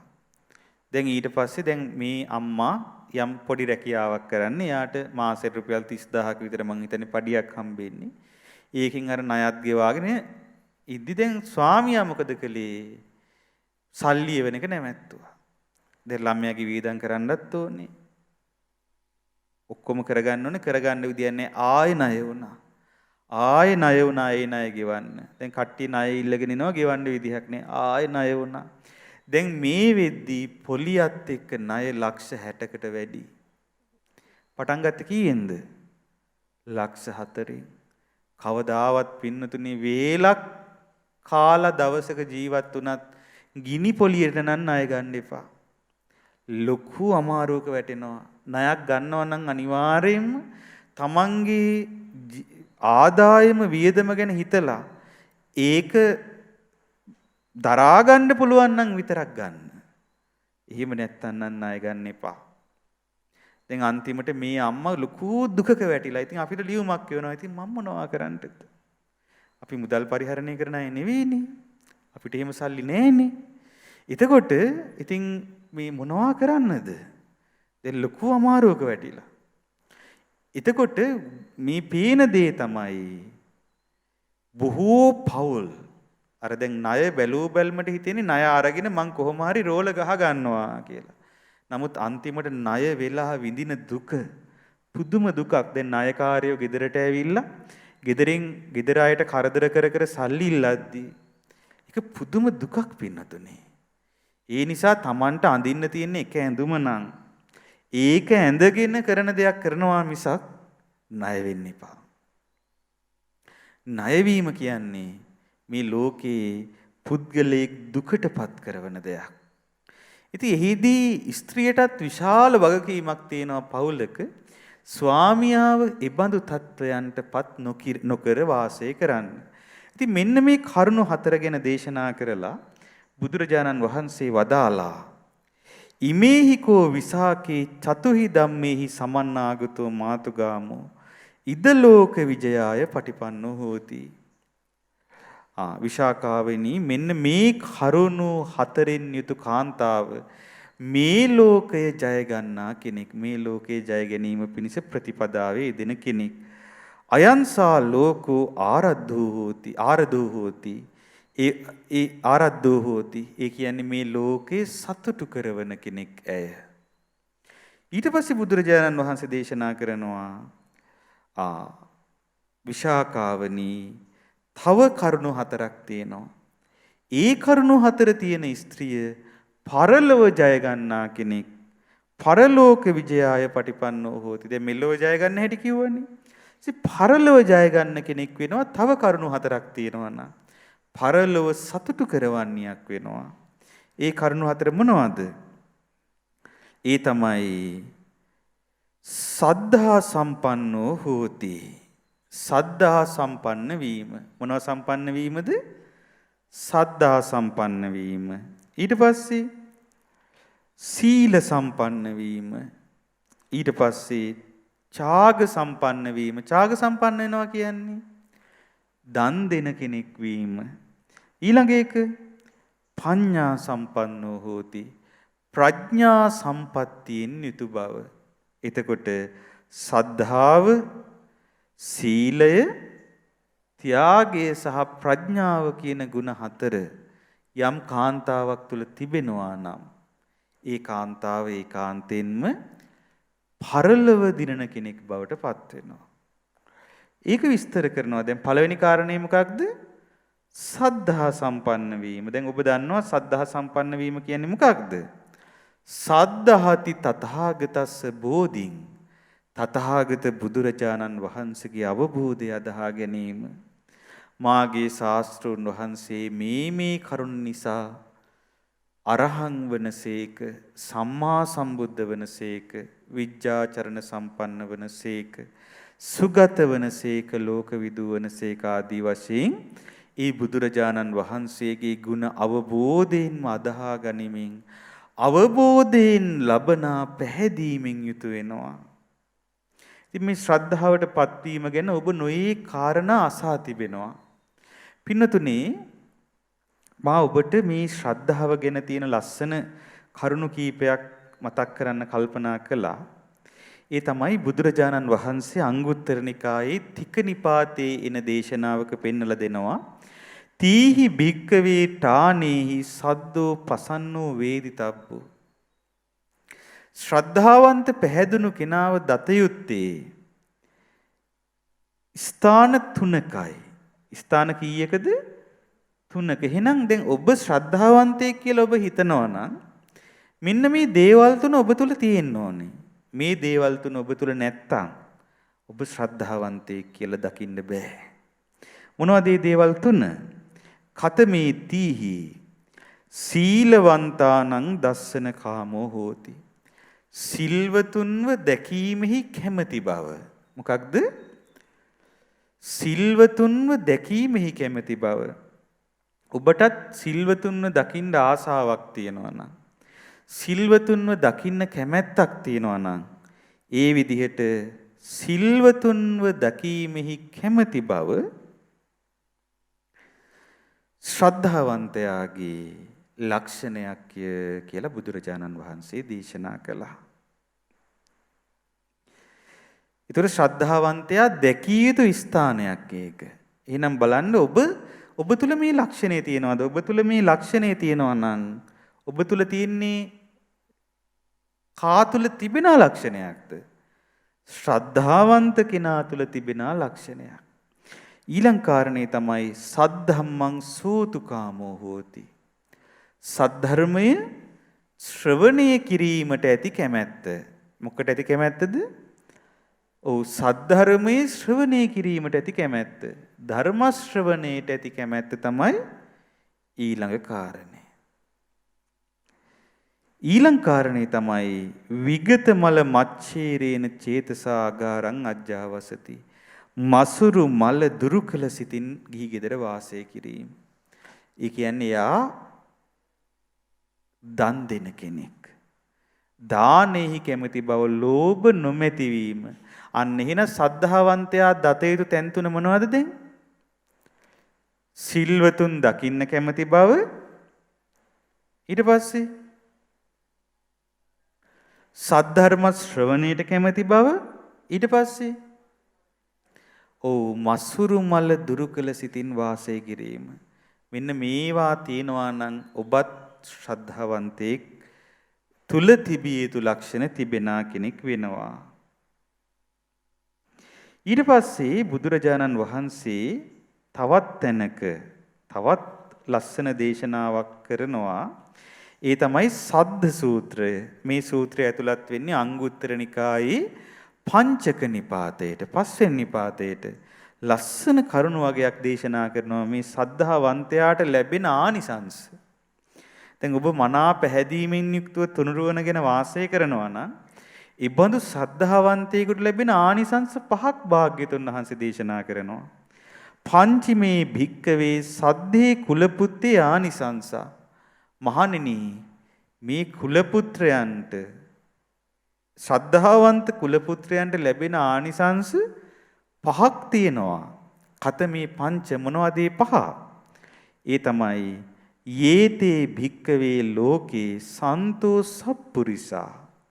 මේ ලෝකයේ ශාන්ත වූ සත්පුරුෂයන් වහන්සේලා වාසය කරනවා නම්, මේ ලෝකේ ශාන්ත සත්පුරුෂයන් වහන්සේලා වාසය කරනවා නම්, තේ සද්ධඤ්ඤේව පඨමං අනුකම්පන්තා අනුකම්පන්ති නෝ තථා අසද්ධං.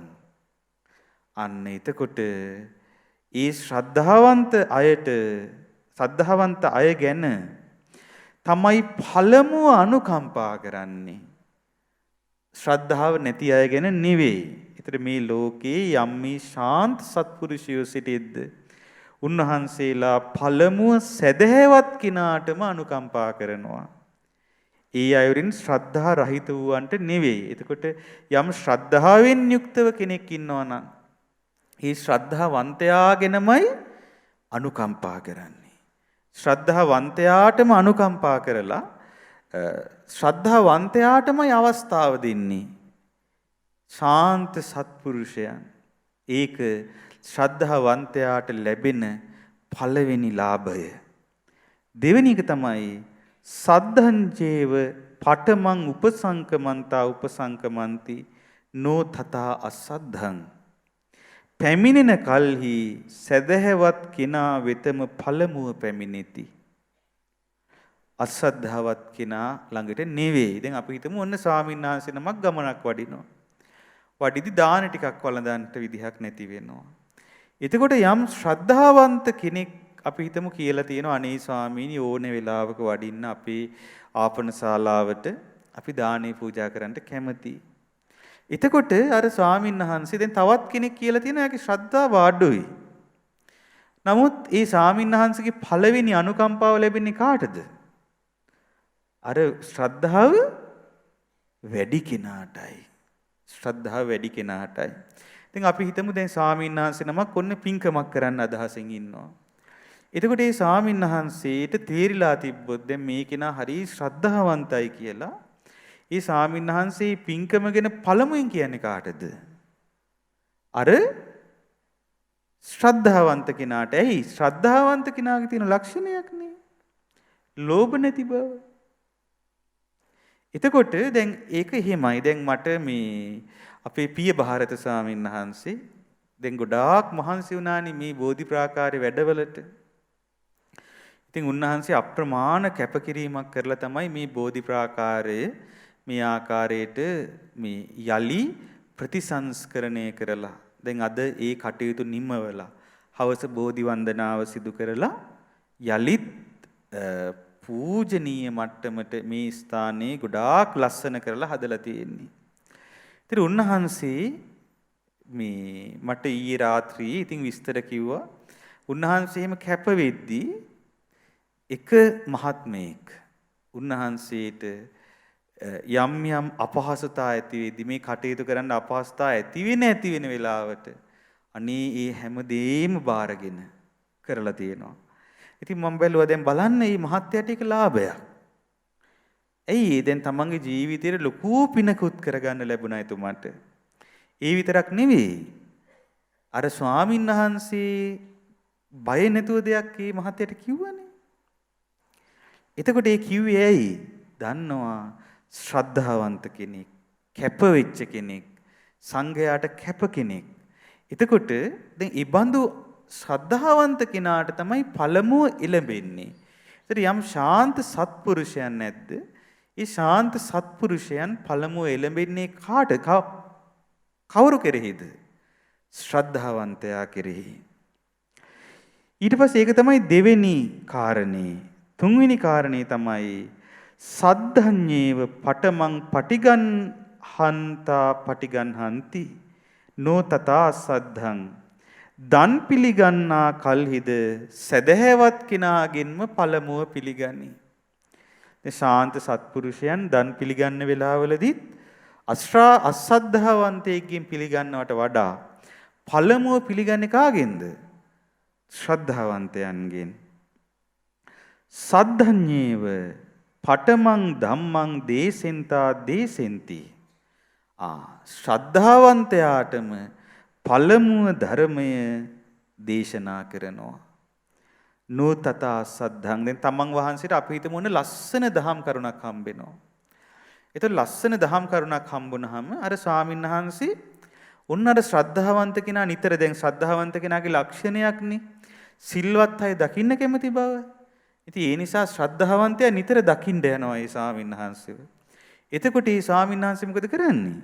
අර තමන් වහන්සේ ඉගෙනගත්ත ලස්සන දහම් කරුණු පළමුව අර ශ්‍රද්ධාවන්තයාට කියා දෙනවා. ඒතර බලන්න කොච්චර ලස්සනද නේද ශ්‍රද්ධාවන්තයාට ලැබෙන ආනිසංසමේ.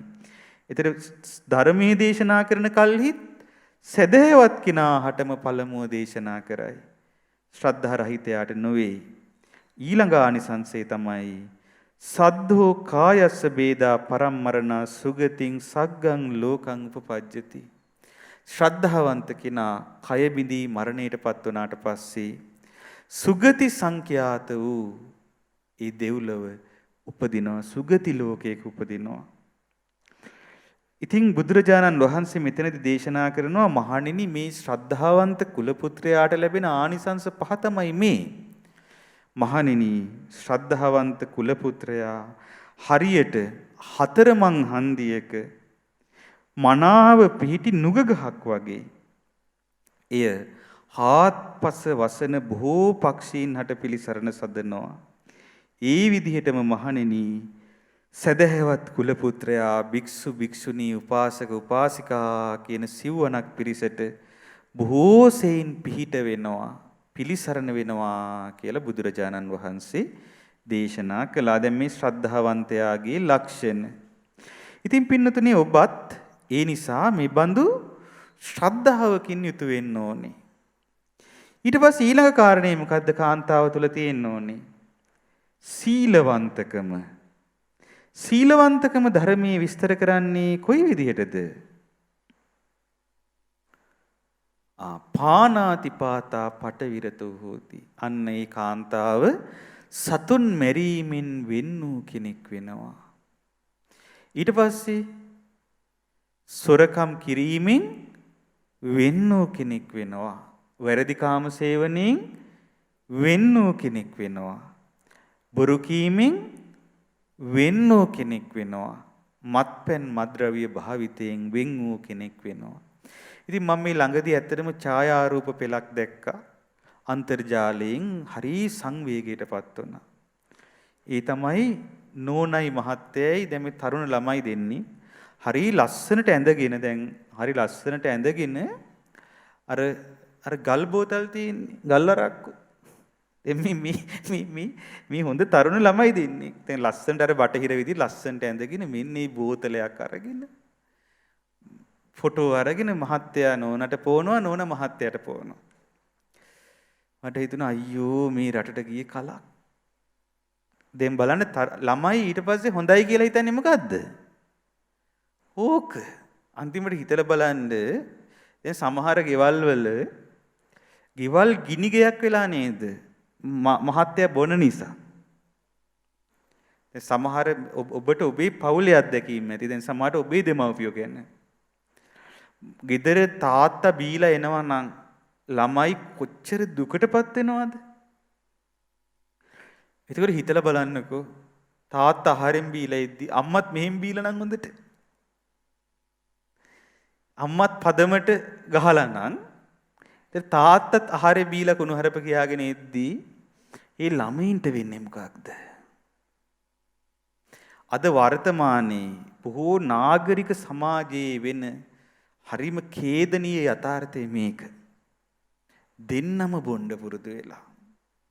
ඉතින් ඒ නිසා විශේෂයෙන්ම දැන් ඔය තරුණ ගෑනු ළමයින්ව දැන් ඔය විශේෂයෙන් ඔය නගරවල තියෙන කාන්තා පාසල්වල ඉගෙන ගන්න ගෑනු ළමයි ස්ටයිල් එකට වයින් බොන්න, ස්ටයිල් එකට බියර් බොන්න පුරුදු වෙනවා. කවදාවත් කරන්න එපා. මොකද අන්තිමට ඕකේ කෙලවරක් තේරෙන්නේ නැති වෙයි. අන්තිමට දරුවෝ පවා දුක් විඳි. සිල්වත් නැත්තියක් වෙන්න. සිල්වත් නැත්තියක් වාසය කරන නිවස සුවපත් වෙනවා. දැන් මට මතකයි අපේ අම්මා. දැන් මා මෙලවට බිහි කරපු මෑණියන් මම බොහෝම ගෞරවයෙන් සිහි කරන්නේ. ඒ බොහෝම සිල්වත් නැත්තියක්. ඒගේ ජීවිතේ පුරාවටම අපිට ආදරෙන් සිහි කරන්න දෙයක් තමයි තියෙන්නේ. ගොඩාක් සිල්වත්. ගොඩාක් සිල්වත්. එතකොට මම දැකලා නැහැ අපේ අම්මා සිල්පද කඩනවා.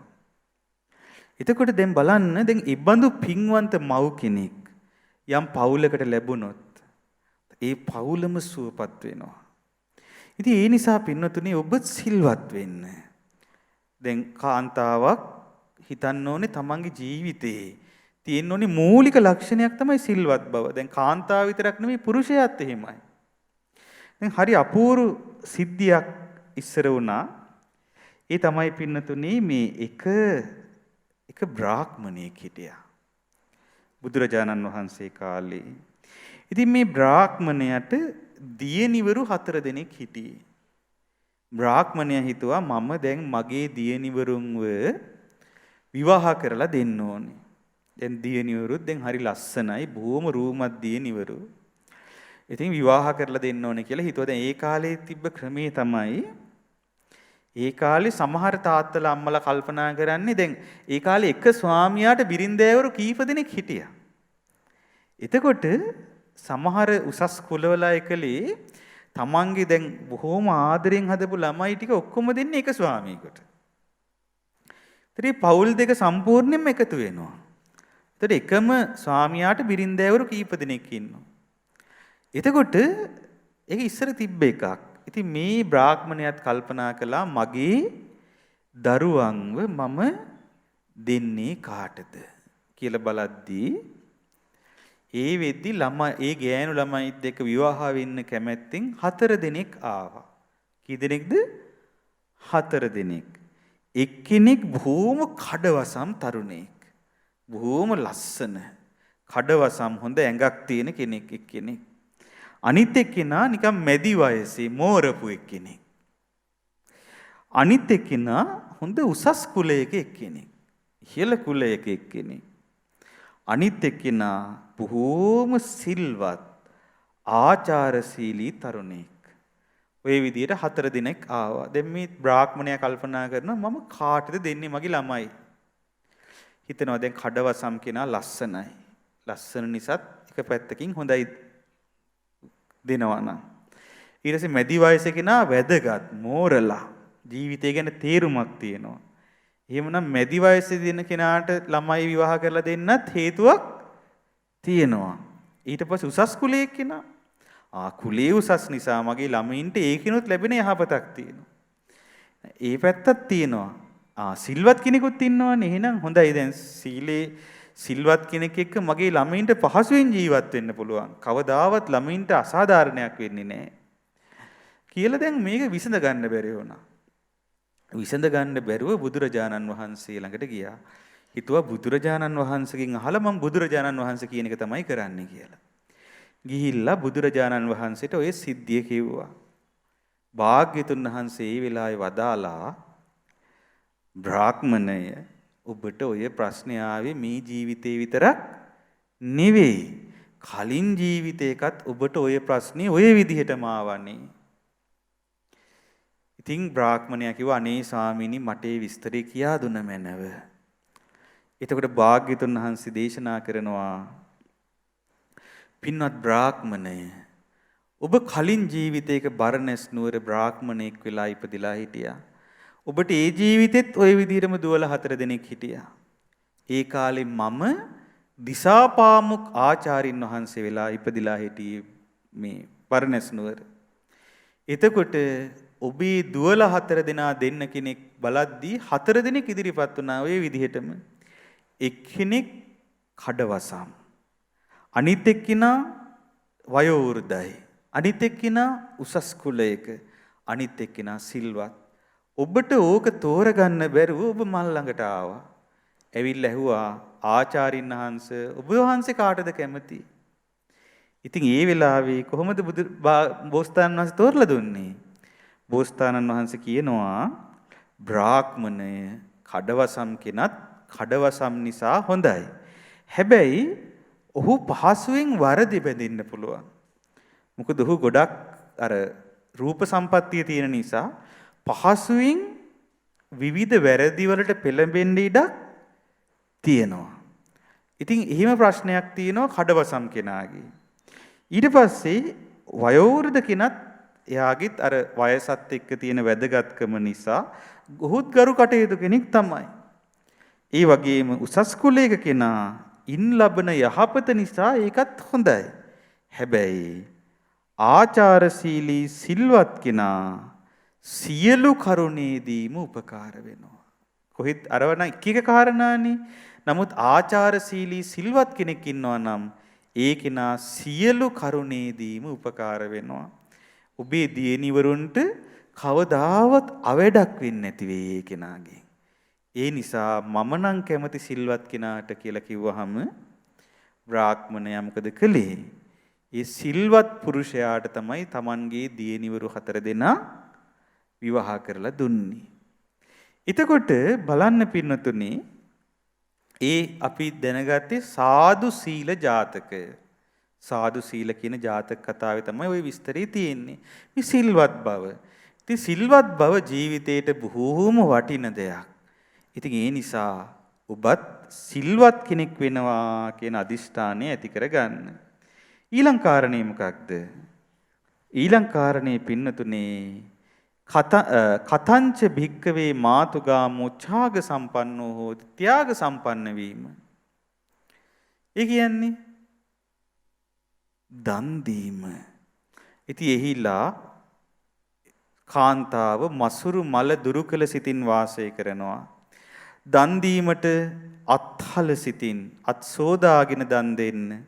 දන් දීමට ඇලිලා තවත් කෙනෙක් ඉල්ලන්න සුදුසු මට්ටමටපත් වෙලා දන් දීමෙහි දම් බෙදීමෙහි ඇලී වාසය කරනවා.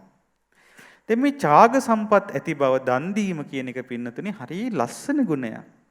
Tamanට තියෙන පුංචි දෙයක් වුණත් දන් දෙන්න පුරුදු වුණොත් ඒක ඒකාන්තයෙන්ම ජීවිතයේ යහපත පිණිස පවතිනවාමයි.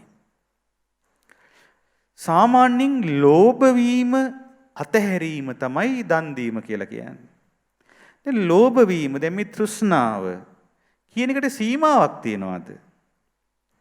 ඒකට සීමාවක් නැහැ පින්නතුනි. අපි ඒක පාලනය කරගත්තේ නැත්නම් අපි එහි ආදීනවේ දැක්කේ නැත්නම් ලෝභ වීමේ සීමාවක් නැහැ. ඒ කියන්නේ මෙහිමයි. දැන් ඔබ අහලා තියෙනවද මහා මන්දාතු කියලා රජ කෙනෙක් ගැන? අහලා තියෙනවද? මේ දැන් ඔය දේශනා ගණනාවක තියෙනවා කාම භෝගී නම් කාමයේ පරිභෝග කරන අය අතර අග්‍ර වෙන්නේ කවුද? මේ මහා මන්දාතු කියන රජතුමා.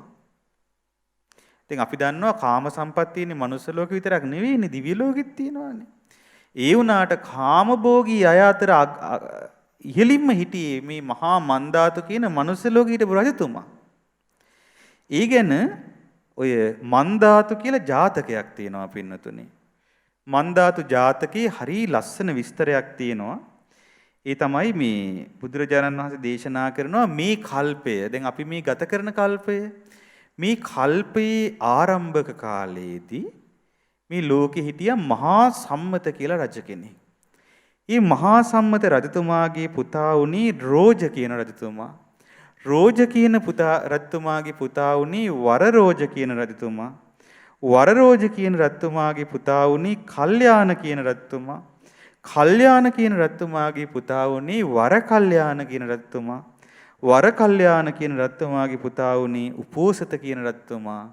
උපෝසත කියන රජතුමාගේ පුතා තමයි මන්දාතු රජතුමා. දැන් මේ මන්දාතු කියන රජතුමා සක්විති රජ කෙනෙක්. දිවයින් 2000ක් පරිවාරකටගෙන තියෙන මහද්වීප 4ක රජතුමා. සක්විති රජතුමා සප්ත රත්නයෙන් යුක්තයි. ඉරිදි 4කින් යුක්තයි. එතුමා දකුණු අත දිගෑරලා වම් අතින් අප්පුඩි ගහනකොට සත්රුවන් වැසි වහිනවලු. ඒ වගේ පුණ්‍ය ඉරිදි තිබ්බ කෙනෙක්. අවුරුදු 84000ක් ළමා කාලය ගත කළා. අවුරුදු 84000ක් යුව රජ විදිහට ගත කළා. අවුරුදු 84000ක් සක්විති රජ විදිහට ගත කළා. පින්නතුනේ ඒ කාලේ ආයුෂ ගොඩාක් වැඩි කාලයක් මනුස්ස ලෝකේ. අපිට හිතා ගන්න බැරි තරම් ආයුෂ වැඩි කාලයක්. ඒ කාලේ මේ රජතුමාගේ ආයුෂයේ උනේ ආයුෂ අසංකේයයක්. කොච්චරක්ද? අසංකේයයක්. දිව්‍ය ලෝකෙට තමහර දිව්‍ය ලෝකවලටත් වඩා වැඩි ආයුෂ පින්නතුනේ. දැන් අපි දන්නවා තවරිසාවේ ආයුෂ කොච්චරක්ද? 3,60,00,000ක් නේ අවුරුදු. ඊටත් වැඩි මේ අසංකේයයක් කිව්වහම. එතකොට මේ රජතුමා දැන් සක්විති රජතුමා වෙලා බොහෝම ඉහළ විදිහට කාම සම්පත් අනුභව කරමින් වාසය කළා. දැන් කොච්චර කාම සම්පත් අනුභව කරමින් වාසය කළාද කියන්නේ එක දවසක් වෙද්දී රජතුමාට ඒව මදි. දැන් මේ දිවයින් 2000ක් පරිවාර කරගෙන මහද්වීප 4කට රජ වෙච්ච සක්විති රජතුමාට මේ මන්දාතු කියන ඒ තියෙන කාම සම්පත් මදි වුණා. දැන් හිතලා බලන්න දැන් ඔබට ඔබේ දැන් තියෙන පුංචි ටික පොඩි ටිකක් නේ ඔබට තියෙන්නේ නේද කාම සම්පත්. එතකොට ඒ ටිකත් සමහර වෙලාවට අමාරු වෙන්නේ කරගෙන යන්නේ නේද? ඉතින් මේ සක්විති රජතුමාට අච්චර සම්පත් ලැබිලා ඒකත් මදි වුණා. මේ හිතේ හැටි. ඉතින් අපිට උනත් කොච්චර දේ ලැබුණත් මදිනේ සමහර වෙලාවට. මේ රජතුමාටත් එහෙමම වුණා. ඊට පස්සේ පින්නතුනේ මේ රජතුමා කළේ මොකක්ද? රජතුමා දැන් දුකෙන් ඉන්නවා. ඇමතිවරු වට වෙලා ඇහුව රජතුමනි, ඇයි දුකෙන් ඉන්නේ? එතකොට කියනවා අනේ ස්වාමී ඇමතිවරුනි මීට වඩා හොඳ තැනක් තියෙනවද මට මේ මගේ පිනේ හැටියට මගේ පුණ්‍ය 이르දිවල හැටියට මට දැන් මේ මනුස්ස ලෝකේ මේ තියෙන රටවල් මට මදි වගේ මීට වඩා හොඳ තැනක් තියෙනවද කියලා ඇහුවා. ඇමතිවරු කිව්වා ඇයි ස්වාමීනි චාතුම් මහරජක දිව්‍ය ලෝකේ ඒක මීට වඩා ඉහළයි කිව්වා. ඊට පස්සේ පින්නතුනේ මේ මන්දාතු රජතුමා තමන්ගේ පිරිවරත් එක්ක අර චක්‍ර රත්නේ අතට අරගෙන පැන් ඉහලා කිව්වා චාතුම් මහරජකයට යත්වා. මේ සක්විති රජ කෙනෙකුට පිහිටන රත්නයන්ගෙන් එකක් තමයි චක්‍ර රත්නය. රත්තුමා හිතන තැනකට චක්‍ර රත්නේ රත්තුමාව ගෙනියනවා. අනේ පින්නතුනේ මෙන්න චාතුම් මහරජකයට පිරිසත් එක්කම ගියා. යද්දි මේ රත්තුමා බොහෝම පින්වන්ත කෙනෙක්නේ. චාතුම් මහරජකේ ඉන්නේ කවුද? සතරවරම් දෙව් රජවරු. සතරවරම් දෙව් රජවරු මොකද කළේ? පෙර ගමන් කරලා රත්තුමාව පිළිගත්තා. පිළි අරගෙන රජතුමාට බොහෝ පහසුවෙන් ජීවත් වෙන්න හදලා දුන්නා. ඒ විතරක් නෙවෙයි දිව්‍ය රාජ්‍යත් බාර දුන්නා. දැන් චාතුම් මහරජක දිව්‍ය ලෝකේ දැන් පාලනය කරන්නේ කවුද? දැන් මේ රජතුමා මන්දාතු රජතුමා දෙවිවරු ඉන්නේ එතුමට යටින්. දෙවිවරුන්ගෙන උපස්ථාන ලැබුවා. දැන් ධර්මයේ කියන දෙයක් තමයි සක්විති රජ කෙනෙක් ලබන කාම සම්පත්තිය. ඒ වගේම මේ සාමාන්‍ය පල්ලෙහා මට්ටමේ ඉන්න දෙවි කෙනෙක් ලබන කාම සම්පත්තියත් සැලකුවාම හරියට හිමාලය කන්දයි අතට ගත්ත මේ නියපොතට ගත්ත පස් ටිකයි වගේ කියලා. ඒතර සාමාන්‍ය පහළ මට්ටමේ ඉන්න දෙවි කෙනෙක් පවා අර හිමාලය කන්ද වගේ සැපයක් ලබනවා සක්විති රජ කෙනෙකුට වඩා. ඒතර ඒ බඳු දිව්‍ය ලෝකයක අධිපති වුණා කියන්නේ. උහුම කාලයක් රජතුමා චාතුම් මහරජකේ දිව්‍ය රාජ්‍ය කළා. උහුම කල් ගත වෙද්දී දවසක් ඇමතිවරු රත්තුමා ළඟට එද්දී රත්තුමා ආය දුකෙන්. එයි දැන් රත්තුමාට ඒකත් මදි. සතරවරම් දෙව් රජවරු ඇවිල්ලා ඇහුවා අනේ ස්වාමීනි ඇයි ඔබ වහන්සේ දුකෙන්? අනේ මීට වඩා හොඳ තැනක් නැද්ද? ඊට පස්සේ කියනවා ස්වාමීනි තියනවා. අපි හරියට අර උපස්ථාන කරන්න ඉන්න මිනිස්සු වගේ මේ චාතුම් මහරජකේ ඉන්න අපි. නමුත් තවතිසා දිව්‍ය ලෝකෙ මීට වඩා සැප සම්පත් තියෙනවා. රත්තුමා මොකද කළේ? චක්‍රලක්ෂ රත්නෙට පැන් ඉහලා කිව්වා එහෙනම් තවතිසාවට ඒවා. ඔන්න තවතිසාවට ගියා. සක්දෙව් රජු තමන්ගේ පරිවාර දෙවරුත් එක්ක ඇවිල්ලා රත්තුමාව පිළිගත්තා. පිළි අරගෙන බොහෝම ගෞරවයෙන් දිව්‍ය මණ්ඩපයට වැඩමවද්දී පරිනායක රත්නය, ඒ කියන්නේ මේ සක්විති රත්තුමාගේ පුතා බැලුවා මේ වැඩේ හරියන්නේ නැහැ, මේක කෙලවරක් නැහැනේ. පුතා මොකද කළේ? හිමීට චක්‍ර රත්නය අරගෙන මනුස්ස ලෝකෙට පැන්නා. ඒ පිරිසත් එක්ක. දැන් රත්තුමා කොහෙද? තවතිසාවේ. හැබැයි රත්තුමා ගොඩාක් පින්වන්තයි. රත්තුමා මොකද කළේ? දැන් සත්තුමාට දිව්‍ය රාජ්‍ය කරන්න ඕන කිව්වනේ. එතකොට මේ සක්දෙවිඳු කිව්වා හරි රත්තුමනි එහෙනම් තවතිසාව දෙකට බෙදලා එක පැත්තක් ඔබ වහන්සේ පාලනය කරන්න, එක පැත්තක් මම පාලනය කරන්නම් කියලා. තවතිසා දිව්‍ය ලෝකෙ දෙකට බෙදලා එක පැත්තක් බාර දුන්නා කාටද?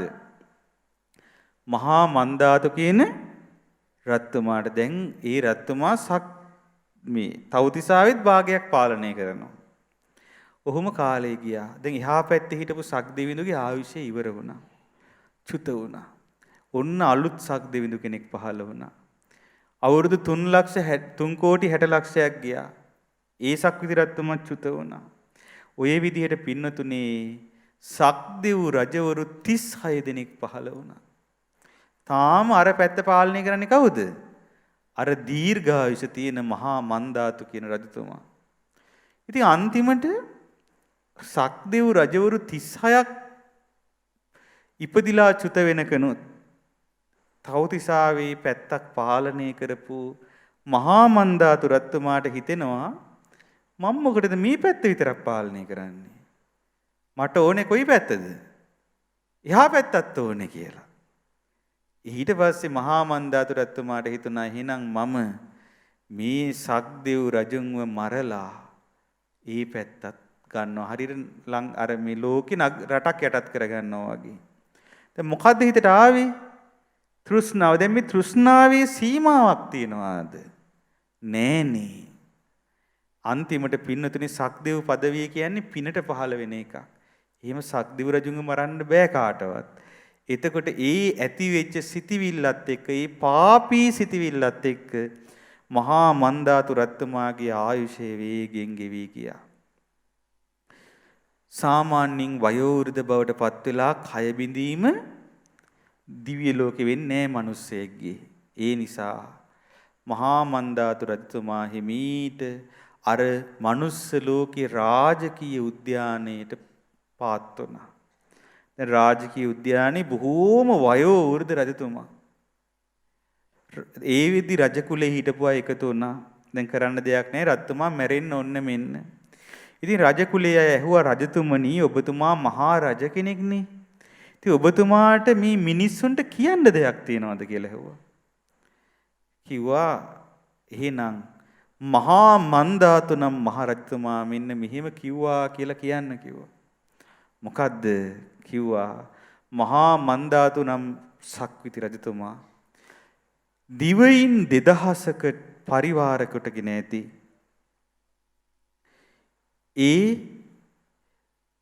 මහාද්වීප හතරක් පාලනය කරමින් සක්විති රජ වුණත් ඔහුට ඒක ඇති වුණේ නැහැ. ඊට පස්සේ ඔහු චාතු මහරජික දිව්‍ය ලෝකයේ පාලනය කරන්න එහි අධිපති වුණත් එය ඔහුට ඇති වුණේ නැහැ. අන්තිමට තව්තිසා දිව්‍ය ලෝකයේ කොටසක් පවා පාලනය කළා ඒත් ඇති වුණේ නැහැ. අන්තිමට මහා මන්දාතු රජතුමා ඊතරම් සම්පත් ලැබලත් මරණයටපත් වෙන්නේ තෘෂ්ණාවේ කෙලවරක් දකින්න බැරුවයි කියලා මිනිස්සුන්ට කියන්න කිව්වා. මේ තෘෂ්ණාව එහෙම කෙලවරක් කරන්න පුළුවන් එකක් නෙවෙයි කියලා. ඉතින් පින්නතුනේ ඒ නිසා ඔය ලෝභකම් මොකද කරන්න ඕනේ? අතාරින්න. ඇයි? තව්තිසාව ලැබුණත් මදි. ඒක තමයි හිතේ හැටි. දැන් අපි හිතමු ඔබට තව්තිසා දිව්‍ය ලෝකේ පාලනය කරන්න හම්බුණා කියලා. සමහර විට යාම දිව්‍ය ලෝක ගැන හිතේ. තුසිත ගැන හිතේ. ඒ කියන්නේ අරකට මදි. ඉතින් ඒක තමයි හිතේ හැටි. ඒ නිසා පින්නතුනේ අපි අත්හරින්න ඕනේ. දන් දෙන කෙනෙක් වෙන්න ඕනේ. දානේ ජීවිතේට බොහෝ යහපත් දෙයක්. අර කියන්නේ දානං සග්ගස්ස සෝපානං කියලා. දානේ ස්වර්ගයට සෝපානේනු. පියගැට පෙළ. ඉතින් ඒ නිසා පින්නතුනේ පුළුවන් තරම් දන් දෙන්න. ස්ත්‍රිය තුල තියෙන්න ඕනේ ඊළඟ ලක්ෂණය මොකක්ද? දන් දීම. ඊට පස්සේ කියනවා හතරවෙනි ලක්ෂණය ප්‍රඥාවන්ත වීම. ප්‍රඥාවන්ත වෙනවා කියලා කියන්නේ මේ හට ගැනීම වෙනසීම ගැන තියෙන මේ අනිත්‍ය ධර්මතාවය ගැන මනා වැටහීමකින් නිතු බව. කාන්තාවක් තුළ තිබිය යුතු ඊළඟ ගුණාංගේ. ඒ කියන්නේ චතුරාර්ය සත්‍ය ධර්මයේ පිළිබඳව තියෙන අවබෝධය. ඒක ඇති වෙන්නේ ධර්මය නුවණින් විමසීමෙන්. හොඳට නුවණින් විමසලා මේ ජීවිතේ නම් වූ ලෝකයේ තියෙන අනිත්‍යතාවය ගැන යමෙක් දකිනවාද ඔහු ප්‍රඥාවන්තයෙක්. අන්න ඒ ප්‍රඥාවත් කාන්තාව තුළ තියෙන ඕන ලක්ෂණයක්. ඔන්න ඔය ලක්ෂණ හතර කාන්තාව තුළ තියෙනවා නම් එතුමිය පරලොව ජය ගන්නා කෙනෙක්. මොනවද ලක්ෂණ හතර? ශ්‍රද්ධා සම්පන්න වීම, සීල සම්පන්න වීම, ත්‍යාග සම්පන්න වීම, ප්‍රඥා සම්පන්න වීම. එතකොට ඔන්න ඔය කරුණු හතර තියෙනවා නම් පරලොව දිනනවා. කලින් කියපු හතර තියෙනවා නම් මෙලොව දිනනවා. මොනවද කලින් කියපු හතර? පළවෙනි එක කර්මයාන්තයන්හි දක්ෂ බව නේද? සකසා කර්මාන්තයන්හි දීම. දෙවෙනි එක පරිවාර ජනයාට සංග්‍රහ කිරීම. තුන්වෙනි එක පුරුෂයා තමන්ගේ ස්වාමියාට මනාපාකාරයට වාසය කිරීම. හතරවෙනි එක. ඔව් ඒ පවුලේ ධනෙ තියෙනවා නම් උපේන ධනෙ තියෙනවා නම් ඒ උපේන ධනය ආරක්ෂා කිරීම කියන එක තමයි හතරවෙනි එක. ඒතකොට ඔන්න ඔය හතරයි සද්ධා සම්පත්තිය, සීල සම්පත්තිය, ත්‍යාග සම්පත්තිය සහ ප්‍රඥා සම්පත්තිය තියෙනවා නම් අන්න ඒ කෙනා පින්නතුනේ මේ ලෝකය විතරක් නෙවෙයි පරලොවත් දිනන කාන්තාවක් බවට පත් වෙනවා. ඉතින් ඒ නිසා ඔබත් අදිෂ්ඨානයක් ඇති කරගන්න. මොකද මෙතනදී බුදුරජාණන් වහන්සේ දේශනා කරනවා සෝලසාකාර සම්පන්නා අට්ටංගස්සු සමාගතා. ඉතින් මේ අංග 8කින් යුක්ත 12 ආකාරයකින් යුතු දේ සමාදන් වෙලා ඉන්නවා නම් ඒ කියන්නේ දැන් අංග 8 මොකද? අංග 8 තමයි අපි ඉගෙන ගත්තාට. ඒතර ආකාර 16ක් වෙන්නේ කොහොමද ඒක? ඒ තමයි තමනුත් සමාදන් වෙනවා. තමන් මේ අංග 8 සමාදන් වෙනවා. ඒ වගේම අන්‍යයන්ව ඒ අංග 8 සමාදන් කරවනවා. තමන් වටේ ඉන්න අනිත් කාන්තාවන්ටත් කියලා දෙනවා. ඔයා ඔහොම කරන්න එපා. ඔයා ස්වාමියාට ප්‍රිය විදියට හැසිරෙන්න. ඔයා මෙහෙම කරන්න කියලා තමන් වටේ ඉන්න අනිකුත් කාන්තාවන්වත් එහිලා සමාදන් කරවනවා. එතකොට කියනවා සාතාදිසී සීලවති උපාසිකා. ඉතින් ඔය විදිහට ඒ සිල්වන්තියක් වූ උපාසිකාව uppajjati දේව ලෝකං මනාපං. ඉතින් මනාප කායික දෙවියන් අතර උපදිනවා. ඒ දිව්‍ය ලෝකේ උපදිනවා කියලා බුදුරජාණන් වහන්සේ දේශනා කළා. ඉතින් මේ උතුම් දෙසුම මේ පින්වත් සියලුම දෙනාට විශේෂයෙන් මේ උපාසක අම්මලට මේ දුවරුන්ට තමන්ගේ ජීවිතේ වාසනාවන්ත කරගෙන පරලොව සුගති සම්පත් ලැබමින් මෙලවත් දිනමින් පරලොවත් දිනමින් මේ ආර්ථික අර්බුදයක් ඇති වී තිබෙන මොහොතේ පසුබට නොවි එයත් සකසරුවමින් යුක්තව ජය ගනිමින් උතුම් චතුරාර්ය සත්‍ය අවබෝධය ලබන්න හේතු වාසනා වේවා. සාදු සාදු සාදු. ඉතින් අද උතුම් ධර්ම ශ්‍රවණය කළා. මේ ධර්ම ශ්‍රවණයෙන් රැස් වූ සියලුම පුණ්‍ය ධර්මයන් පින් කැමති සියලු දෙවියන් බ්‍රහ්මයන් නාගීන් ඉෂ්ට දේවතාවුන් වහන්සේලා අනුමෝදන් වෙත්වා. සුමන සමන් දෙවිඳුන් ඇතුළු දෙව් පිරිසත් ඒ වගේම සුමන නම් නාරජුන් ඇතුළු සේරවිල පින්බීමට අධිග්‍රහිත සියලු දෙවියන් බ්‍රහ්මයන් නාගීන් ඉෂ්ට දේවතාවුන් වහන්සේලාත් මේ පින් අනුමෝදන් වේ. ආයුෂයෙන් වර්ණයෙන් සැපයෙන් බලයෙන් යස්සින් වැඩිත්වා. සුවසේම සියලු දෙවියන් බ්‍රහ්මයන් නාගීන් ඉෂ්ට දේවතාවුන් වහන්සේලා මේ පින් අනුමෝදන් වී උතුම් චතුරාර්ය සත්‍ය අවබෝධය ලබත්වා. සාදු සාදු සාදු. ඒ වගේම රැස් කළ සියලු පුණ්‍ය ධර්මයන් අප සියලු දෙනා නමින් මිය පරලොව ගිය සියලු නෑහිත මිතුරන්ට අනුමෝදන් කරමු. විශේෂයෙන්ම සේරවිල ආදි ගුරු දේවෝත්තම සේරවිල ආරම්භක රජමහා විහාරාධිපති අති ගෞරවාර්හ අවසරයි දඹගස්සාරේ සුමේධංකරාභිදාන මහානායක මාහිමිපාණන් වහන්සේද ඒ වගේම අප උතුම් පැවිදි බිමට පත්කොට වදාළ සේරවිල මංගල රජ මහා විහාරාධිපති වැඩ සිටි අවසරයි සේරවිල සරණකීර්ති නායක මාහිමිපාණන් වහන්සේද අවසරයි අති ගෞරවාර්හ සේරවිල මුංහේනේ මෙත්තාරාම නායක මාහිමිපාණන් වහන්සේද මේ පින් අනුමෝදන් වෙත්වා. ඒ වගේම අපවත් වී වදාළ සියලුම මහා සංඝරුවනද ඒ වගේම ඩී.ඩී. වීරසිංහ මුදලිදු ඇතුළු සේරවිල පින්බිම වෙනුවෙන් කැපවී මිය පරලොව ගිය කාවන්තිස්ස රජතුමාගේ පටන් මේ දක්වාම ඒ මිය පරලොව ගිය සියලුම දෙනාද මේ පින් අනුමෝදන් වෙත්වා. අද දවසේ මේ උතුම් ධර්ම දේශනා සඳහා දායකත්වයේ දරන අය නමින් මිය පරලොව ගිය රුවන් ආටිගල මහතා, රීටා ගුණසේකර මහත්මිය, පාලිත අධිකාරි මහත්මයා, එස් මුණසිංහ මහත්මියට, ඒ වගේම 21 සැප්තැම්බර් 6 දින මිය ගිය ජී.එස්. හේවාවසම් පියාණන් ඇතුළු මිය පරලොව ගිය සියලුම දෙනාටත් චන්දිමා පෙරේරා මහත්මිය නමින් මීට වසර 15කට පෙර මිය ගිය මෑණියන්ට එච්.එම්. මංජුල සිසිර කුමාර මහත්මයා නමින් 2021 දෙසැම්බර් 13 වන දින මියගිය එච්.එම්. සිරිසේන පියාණන්ටත් මහ කුඹුක්කව පදිංචිව සිට 2017 අප්‍රේල් මාස 16 වන දින මියගිය චතුරංග සම්පත් ගුණවර්ධන පුතණුවන්ට මියගිය දෙපාර්ශවයේම දෙමාපියන්ට ගුරුවරුන් ඇතුළු පවුලේ සියලුම මියගිය සියලු දෙනාටත් ඒ වගේම එංගලන්තයේ සහ නෙදර්ලන්තයේ පදිංචි පිරිස නමින් මිය පරලොව ගිය සියලුම නෑහිත මිතුරන්ටත් දායකත්වයේ දරූ සියලු දෙනා නමින් මිය පරලොව ගිය සියලුම නෑහිත මිතුරන්ටත් මේ පින් අනුමෝදන් වී ඒ අයගේ පරලොව ජීවිත වාසනාවන්ත වෙත්වා සුවපත් වෙත්වා සැනසීම ලබත්වා උතුම් ධර්මාවබෝධයෙන් සැනසෙත්වා සාදු සාදු සාදු. රැස්කල සියලු පුණ්‍ය ධර්මයන් මේ සියලු පුණ්‍ය කර්මයන් වලට මුල් වෙමින් අපට කරුණාවෙන් මෙත් සිතින් ආශිර්වාද කරන මඟ පෙන්වන අපගේ ධර්මාචාර්ය පරම පූජනීය ගුරු දේවෝත්තම පින්වත් ලොකු ස්වාමීන් වහන්සේ මේ පින් අනුමෝදන් වෙත්වා. ඒ වගේම මේ උතුම් පින්බිමේ වගකීම බොහෝම ශ්‍රද්ධාවෙන් ඉටු කරන ඒ අපගේ පින්වත් පිය භාරත ස්වාමීන් වහන්සේ ඇතුළු සියලුම ස්වාමීන් වහන්සේලාද මහා සංඝරත්නයේද මේ පින් අනුමෝදන් වී සුවසේම උතුම් චතුරාර්ය සත්‍ය ධර්මයේ අවබෝධ කිරීමේ වාසනාව ලබත්වා සාදු සාදු සාදු.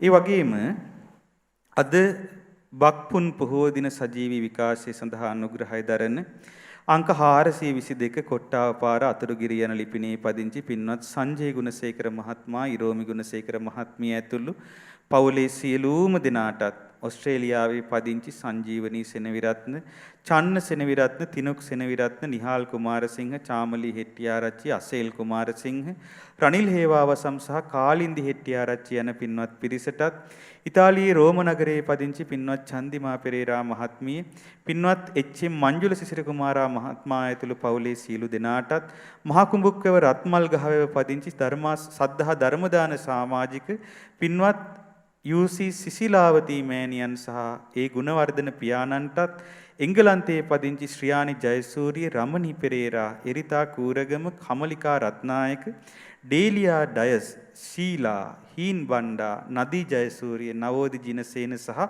නෙදර්ලන්තයේ පදිංචි තමාරා ජයසූරිය යන පින්වත් සියලුම දෙනාටත් මේ පින් අනුමෝදන් වෙත්වා.